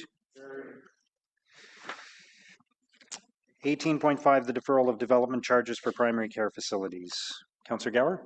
Thank you. I won't read in the motion. There were some very small technical changes to some of the wording, but it has not substantially changed. But I would just like to say, by supporting this, Council would remove a small but significant financial barrier, and it will help enable the establishment of more team-based primary care facilities across our city. So I'd appreciate Council support. Thank you, Mayor. Thank you, Councillor Gower. Is that carried? Next is the Accessibility Pilot Initiative with Stopgap Foundation. Councillor Carr? Yeah, thanks very much. I won't read in the motion. I just want to talk a little bit about it. First of all, Ms. Mayor, I want to thank your office for your support on this and for some of the more protracted discussions that we've had over the past few months over the fact that we need to continue to improve accessibility for our residents in Ottawa, whether it's from a physical standpoint, sensory or cognitive conditions. We do need to continue to move forward. You know, outside of this motion, I'll just mention that people with accessibility considerations continue to face significant challenges with housing, we have great inclusive recreation programming that's oversubscribed, lots of people waiting for it. People want accessible housing, they want access to work opportunities. So there's a lot more to be done, and I appreciate your office, particularly Mathieu Garbel, for entertaining me over the past several months to come up with a few suitable things. I'm very pleased to see that the one piece, the pilot for paratranspo to extend the hours to match line 1 was carried as part of Councillor Menard's motion, and that follows the last contribution that we had in the omnibus motion of last year, having seniors, free trips for seniors on paratransport 4 times a month, given that we offer that unconventional. So we'll continue to advocate for equity within for the paratransport community. But this particular opportunity that has come up, and I want to thank the Mayor's office again for providing the funding for this, is an opportunity to explore a partnership with Stopgap, which was at danger of leaving the city. Stopgap provides accessible ramps for businesses so that people using mobility devices can access those facilities easier. So our shops and our shops and restaurants that aren't equipped will really benefit from this program. And Kyle Humphrey, who's in the office today, has sort of taken charge of that. And I'm hoping to bring Kyle onto my staff part-time to help administer that program and work with staff within economic development as we roll this out. So just a really good opportunity to provide some funding that will be able to, as a pilot, to have businesses have a ramp put in their business to access it and really improve things for people. So really excited about this. It's a step in the right direction. There's a ton of more work to be done, but was very happy to get the funding and for the support of all staff. And I will have to give a shout out to all of the wonderful staff that we have in the accessibility office. I work with Megan the most, but Tyler and his whole team are fantastic. So I don't really have much more to say, just that I would appreciate support on this because I think it's a fantastic initiative. Thank you, Councillor Carr, for your leadership on this. I'll point out that Kyle Humphrey is with us again. Hi, Kyle. Is that carried? Thank you, everyone. Noise detection technologies. Councillor Hill. Thank you, Mr. Mayor. I appreciated the opportunity over the last several years to work on a number of vehicle crime-related issues, up to and including going to the Federal Vehicle Theft Summit as the Deputy Mayor with Chief Stubbs, and last year having the opportunity with Councillors Hubley and Tierney to have the chance to talk with some industry who are involved in this space. So a lot of appreciation to a number of folks that have been involved, and certainly I'm interested in doing whatever I can to address whether it's vehicle theft, whether it's stunt racing, whether it's these modified exhausts. And I think this is a method that will cost us nothing and essentially get us the opportunity to do the research to figure out if there's a way that we can work with industry, leveraging some of the stoplight technology that we have right now to enter into something that can address folks with these excessively modified mufflers that wake everybody up down Strandherd Street. So thank you very much, Mr. Mayor. Thank you. Councillor Devine. Thank you, Chair. Yeah, I'm very pleased to see this motion from my colleague, Councillor Hill. The problems that he has in Barrhaven, I have in Ward 9. In fact, I can hear the noise from Barrhaven. So I'm very glad to see this. I have one question for the mover. Where it says that the motion will not cost any new funds, which I'm very, very happy to hear. At the same time, you do talk about new technologies and that there will be experiments or exercises to testing them out. Could you just please explain, perhaps if, support from an existing supplier or provider? Could you please just clarify how there are no new funds attached to this? Well, I would envision that that industry who have the ability to do these types of things would be interested to support proof of concept type concepts, but I would defer that to staff to confirm or validate their intent. Yes, Mr. Mayor, it's not uncommon that we work with the industry on testing devices and pilots, and often we're kind of used as the incubators for new technology, so very much aligned to what we do currently. That makes sense to me. I appreciate that. And then my other question is in regards to the timeline. If I understand it, the report back end or Q4 2027, and I can understand that the work you might want to do will take some time, and certainly you already have a lot on your plate already.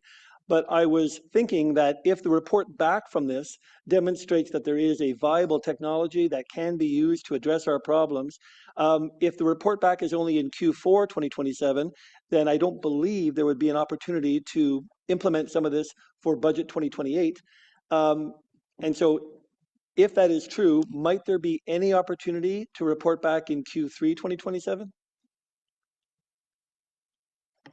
Mr. Mayor, I think we're very early in the process right now, and we're also dealing with different agency and jurisdictional issues right now. So this is not something that's commonly used. It's something that we would need to work closely with Ottawa Police also, because we may have the data, but then it's how does this data actually get used. So I think if we get to the point where we do have findings earlier on that we're able to implement, we certainly would not be holding those back.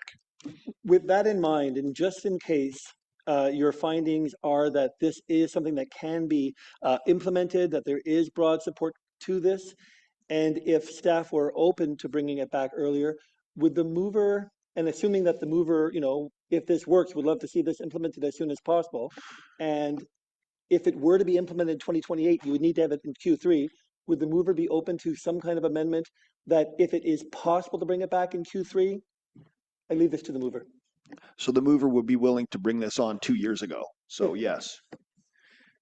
Okay, I don't know if a change to the motion is required. Okay. All right. Thank you. With the understanding that staff will bring it back sooner if they can. Great. Thank you very much, and thank you to the mover.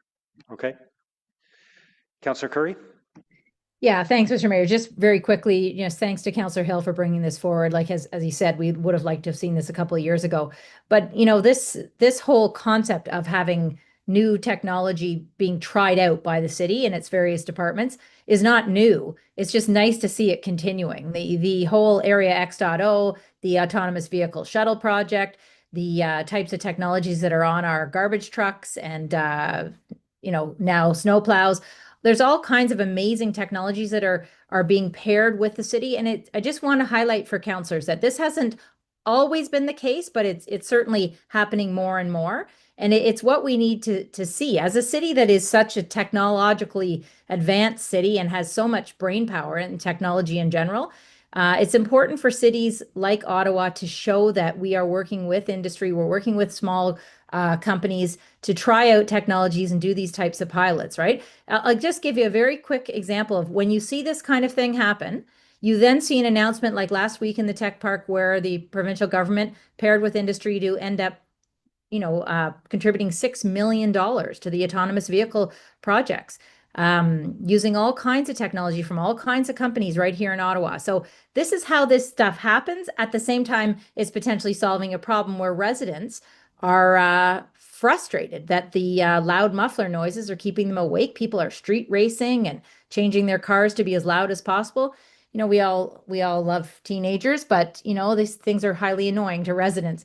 But great to see another example of city staff, particularly Public Works and the Transportation Department, partnering with industry. So thanks a lot, Councillor Hill. I was happy to second this. Thank you. Councillor Lowe. Thanks very much, Mayor. My ward's next to Councillor Hill's, and a lot of the issues with the mufflers and the racing, when it leaves his ward, goes through my ward, then probably goes up through the Greenbelt. And I always get nervous when I look in the baby monitor when a really loud vehicle goes by and he just starts stirring a little bit. Anyway, whatever. My question here is, I've had kind of similar conversations about this with police in the past, and they've talked about some of the issues, potential issues rather, with the legalities of this data. And I'm wondering if we do this, is it worthwhile to get some input from either the police or the province, perhaps some advocacy upwards, as part of this motion? I don't know if that would be to staff or the mover. Mr. Mayor, I could probably chime in on that. I think for these types of initiatives, we would, by default, be working with both, with Ottawa Police because they do the enforcement. And if there is some opportunity and potential, also with the province, because ultimately we need to make sure that we have the legislative framework to be able to carry out what we're doing. Okay, cool. And I guess we'll see it when it comes back in quarter four. Well, some of us might see it when it comes back in quarter four of 2027. Thanks. Thank you. Thank you, Councillor Tierney. Great. Thank you, Mr. Chair, and thank you to Councillor Hill. We've had discussions. Some of my concerns were around cost, and I'm hearing that there's no cost, which is good news. Also, Councillor Hubley and I have talked about this because we actually, in the past, had discussed gunshot technology and different things related to sound with Sergeant Gation back in the day when we were really pushing the envelope on that. And unfortunately, legally, you can't really enforce a lot of these things, so it becomes a challenge. So when it was texting and driving, Sergeant Gation and ourselves pushed very heavily on the province, and they put legislation in place.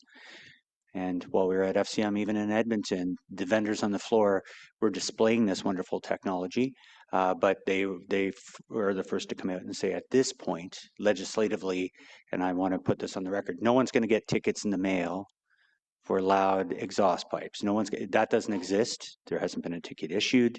So this is about gathering data and collecting data and looking at the technology to assist our police service on where those hot points would be. Would that be correct? Mr. Mayor, that's correct. Okay, great. So no cost. It will help gather data, and I think that's certainly something that we want to do. And by the way, Edmonton, a very loud city. I've never heard so much modified exhaust in my life. It's unbelievable how loud it is there. So I don't want to get to that point. God love Edmonton, but frankly, if this helps generate the data where police can go out and enforce the laws that they're able to do and get people to stop modifying their cars. I don't know why people want to make their cars sound broken all the time. I've never understood any of this. But thank you for the work on this, and thank you for hearing my concerns, Councillor Hill. Thank you, Councillor Kavanagh. Yeah, thank you. No, I appreciate it. We get noise on Carling Avenue quite a bit and other streets. But I'm just wondering, is no other municipality doing anything? This isn't just an Ottawa problem. Have we done any research on that and seen what's going on in terms of this kind of work? Mr. Mayor, I'm not aware of research that we've done on this. Obviously, with council's direction related to this motion, it's certainly something that we would be looking into. Again, I think the jurisdictional scan also needs to stay within Ontario because that's basically we're bound by Ontario laws. So that's really would be the limits of our scan at this point. I think we're doing the province a favor, actually, since it would be provincial jurisdiction to enforce it. But no, appreciate it. But I just seem like there's likely going to be other places that need this help, and just wondering what they're doing on it. Thank you. Thank you, Councillor Hubly.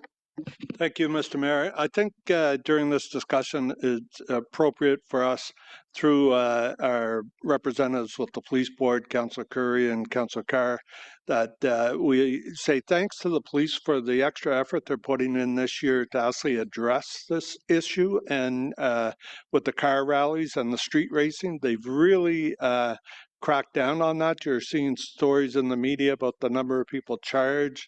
I know firsthand from my ward that it's been very effective, the approach they've taken. So if you don't mind, I'd like to give them a shout out here for the efforts they're making while we look at new technology to help them.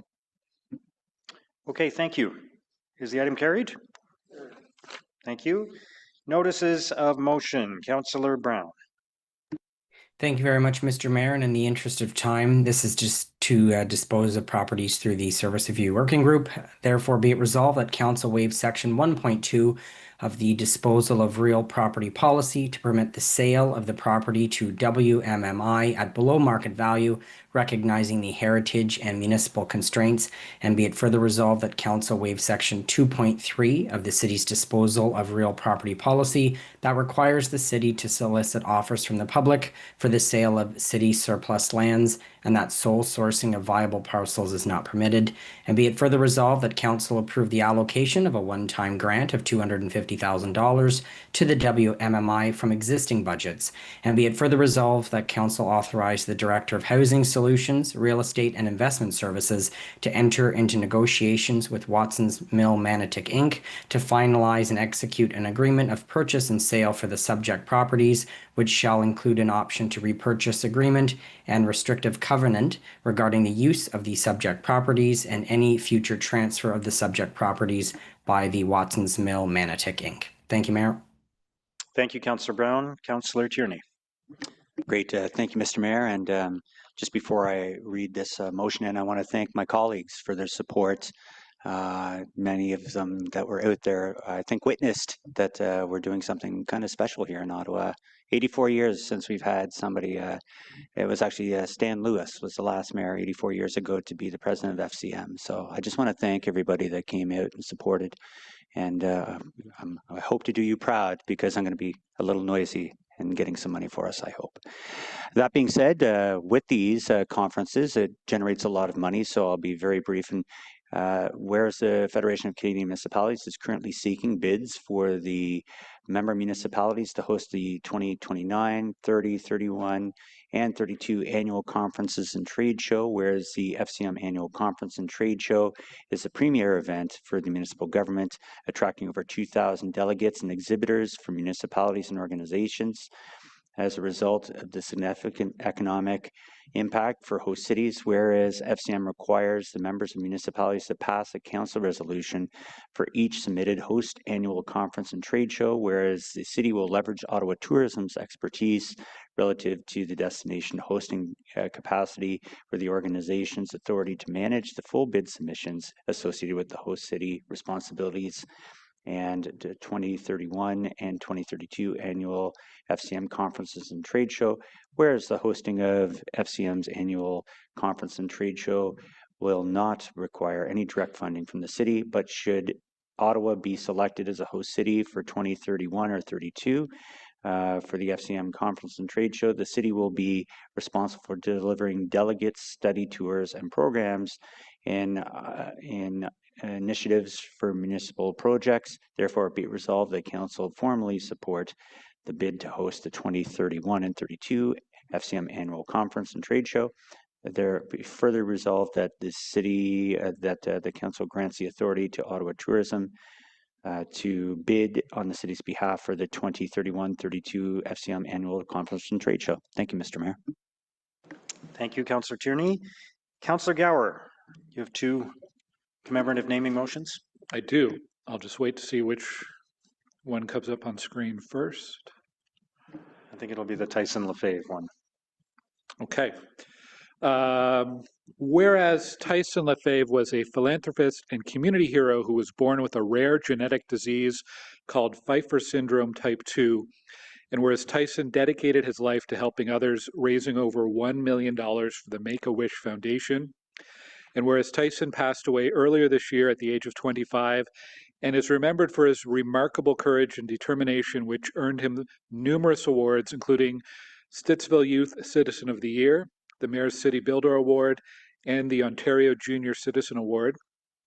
Therefore, be it resolved that the name Tyson Lefebvre be approved as a future commemorative street name in Ward 6, Stittsville, and be it further resolved that the name Tyson Lefebvre be added to the list of available commemorative street names in designated wards on ottawa.ca, and be it further resolved that costs related to the street naming, including blade signs and posts, will be funded as part of the future requests submitted by a residential home developer. Be it further resolved that any costs related with a subsequent unveiling will be funded through the councillor's office. And the next one, whereas Kalinda Joseph is a Canadian Paralympic athlete who was a member of Canada's wheelchair curling team that won bronze at the 2022 Paralympic Winter Games and gold at the 2026 Paralympic Winter Games. And whereas Kalinda Joseph was inducted into the Governor General's Curling Club in 2023, awarded the Community Leader Award in memory of Kathy Kerr in 2014, and is a recipient of the Queen Elizabeth II Diamond Jubilee Medal in 2013. And whereas Kalinda is an outstanding athlete whose dedication, perseverance, and excellence in sport has brought pride and inspiration to our community, therefore be it resolved that the name Kalinda Joseph be approved as a future commemorative street name in Ward 6, Stittsville, and be it further resolved that the name Kalinda Joseph be added to the list of available commemorative street names in designated wards on ottawa.ca, and be it further resolved that costs related to the street naming, including blade signs and posts, will be funded as part of future requests submitted by a residential home developer, and be it further resolved that any costs related with subsequent unveiling will be funded through the councillor's office. Thank you. Thank you, Councillor Gower. Councillor Kitts. Thank you, Mr. Mayor. If it was procedurally acceptable, it would say moved by Councillors Kitts and Skalski. We worked on this together and really appreciate your support on this.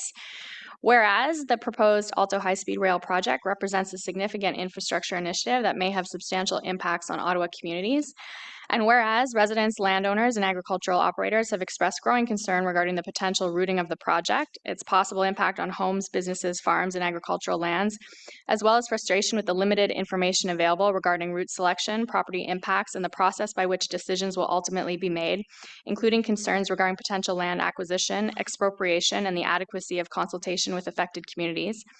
And whereas prolonged uncertainty regarding potential infrastructure projects can create significant hardship for affected residents, landowners, and agricultural operators, underscoring the need for greater clarity regarding how route alternatives are being evaluated and how impacts to communities, farmland, and private property will be avoided or minimized, and contributing to stress, financial risk, and instability for affected residents and farming operations. And whereas the potential loss and fragmentation of prime agricultural land raises serious concerns regarding the viability of farming operations, local food security, and the long-term preservation of Ottawa's rural economy. And whereas the City of Ottawa's official plan identifies the preservation of prime agricultural land as a fundamental policy objective and recognizes agricultural lands as a finite and strategic resource that should be protected for future generations.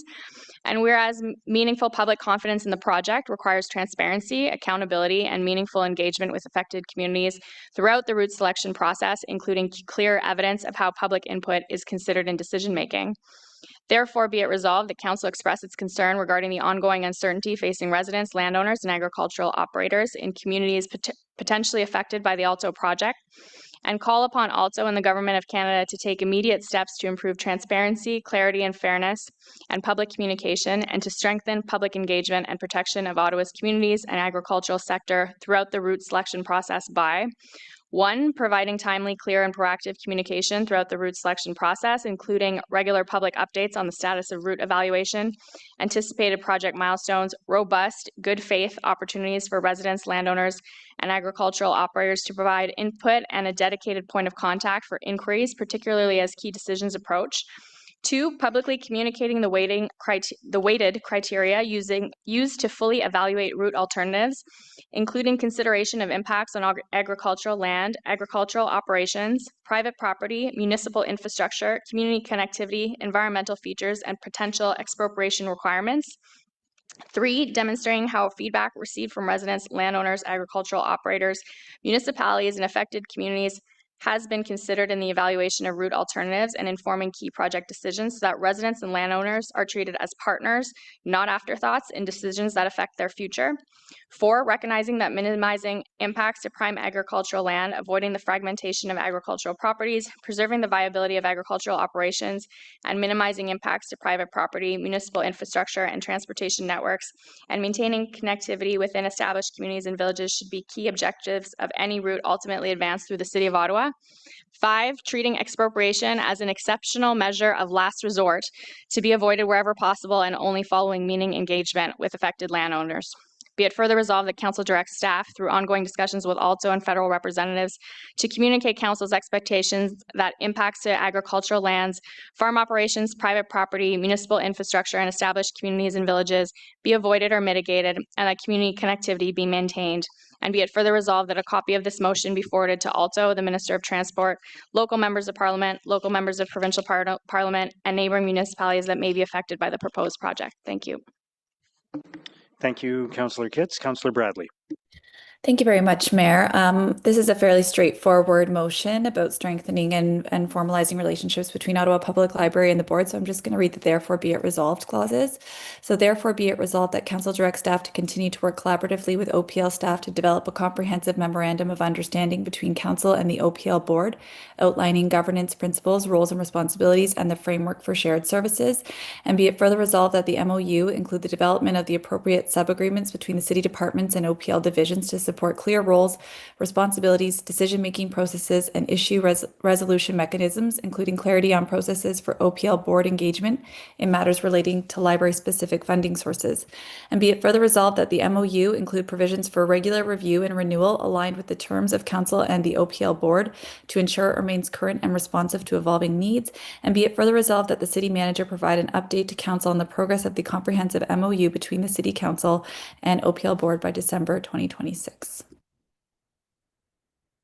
Okay, thank you. Councillor Carr. Thank you. Whereas Mayor Mark Sutcliffe is currently leading a citywide initiative to build a more compassionate city, including highlighting simple acts of kindness that can make our city a more compassionate one, and individuals who continuously perform these simple acts of kindness are those so often at the heart of our neighborhoods. Whereas Teresa Testend passed away on May 17, 2026 at the age of 94 after spending the last 64 years in the same home in Alta Vista, backing onto Reeves Park, where she was the heart of the neighborhood, providing advice and support to neighbors, regularly greeting and welcoming all. Whereas Reeves Park is located nestled behind Hillary and Orchard Avenues and Banbury and Reeves Crescents, behind 19 homes on East Street. Be it resolved that Reeves Park be renamed Tess Dent Park to remember the kindness and sense of community she brought to this corner of the community for 64 years. And be it further resolved that the cost of the sign at the single entrance and a plaque in the park be covered by the Ward 18 Cash and Leo Parkland budget and the Ward 18 office budget. Thank you, Councillor Carr. I will draw your attention to the notice of intent from the Byward Market District Authority to hold their AGM at our meeting on June 24th. Motion to introduce bylaws. Councillor Leeper. That the bylaws listed on the agenda under motion to introduce bylaws, 3 readings be read and passed.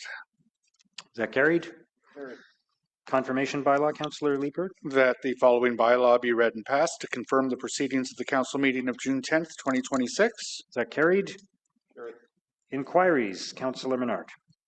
Thank you very much, Mayor. The long-range financial plan tax-supported capital report notes that of the more than 130 facilities expected to reach or exceed their theoretical end of life by 2035, 40 facilities have been identified as warranting full replacement following the application of a priority lens. For information purposes, can staff please provide by the end of July 2026 a list of 40 facilities identified as warranting full replacement, including their ward location and primary use? And 2, a list of facilities that are currently considered single-use or single-service facilities for the purpose of facility planning, consolidation, or rationalization analysis. This information will assist members of council in understanding the city's facility portfolio and future facility planning considerations. Thank you. Thank you. Councillor King. Thank you, Your Worship. Through discussions related to the long-range financial plan, it has become apparent that Council does not have consistent visibility into the condition, priority ranking, life cycle renewal forecasts, and funding requirements associated with recreation facilities, field houses, pools, parks, and other community assets. Access to this information is necessary to support informed decision-making regarding capital planning, life cycle renewal investments, and the use of funding sources such as cash in lieu of parkland. Can staff advise council regarding the city's approach to recreation and park asset life cycle renewal, including 1, the city's process for assessing, ranking, and prioritizing recreation and park assets for renewal, rehabilitation, replacement, or removal, including how facility condition assessments are conducted and how renewal priorities are established. 2, whether current life cycle renewal funding levels are sufficient to support preventative renewal and timely reinvestment, and whether deferral renewal is contributing to increased future capital pressures or reliance on alternative funding sources. 3, the role of cash in lieu of parkland funding with the broader parks and recreation funding framework, including the extent to which it is being utilized to support rehabilitation, replacement, feasibility, or renewal projects associated with aging assets. 4, the city's approach to incorporating resilience measures into recreation facilities and field houses, including generator, quick connect infrastructure, and the potential role of community facilities as resilience hubs during emergencies, prolonged power outages, and extreme weather events. 5, whether the resilience hub model being explored through facilities such as the New Edinburgh and Wateridge Village field houses could inform broader citywide planning for future recreation and community facility investments. 6, the feasibility of providing council with a recreation and park asset renewal forecast, including a chart or dashboard identifying major recreation and park assets, condition ratings, priority rankings, anticipated renewal timelines, projected funded requirements, and planned funding sources. And 7, whether staff have evaluated the use of modular or standardized recreational facility designs as a means of reducing construction costs, improving life cycle management, accelerating project delivery, and creating more consistent community amenities across the city, and whether opportunities exist to incorporate such approaches into future capital planning. Thank you, Councillor King. Councillor Devine. Thank you, Chair. Might be a variation of a theme here. Given that the long-range financial plan for tax-supported capital establishes a priority-based approach to the renewal and replacement of existing municipal assets, could staff provide a more fulsome, plain language explanation of the prioritization methodology to be used in this exercise? Specifically, the report states that 99 facilities are currently rated in fair or lower condition, and that when a priority lens is applied, 40 facilities were identified as meriting funding for replacement.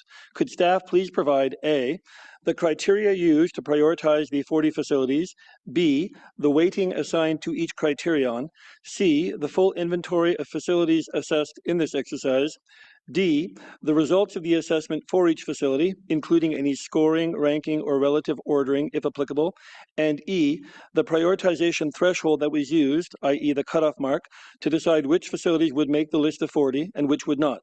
2, if no formal scoring, ranking, or relative ordering process was used in this exercise, could staff describe the methodology that was used to arrive at precisely 40 facilities and explain how facilities were found to merit funding for replacement versus not meriting funding for replacement? Thank you, Mayor. Okay, thank you. Are there any other inquiries? Motion to adjourn, Councillor Liepert. That the proceedings of the City Council meeting of June 10th, 2026 be adjourned. Is that carried? Thank you, everyone.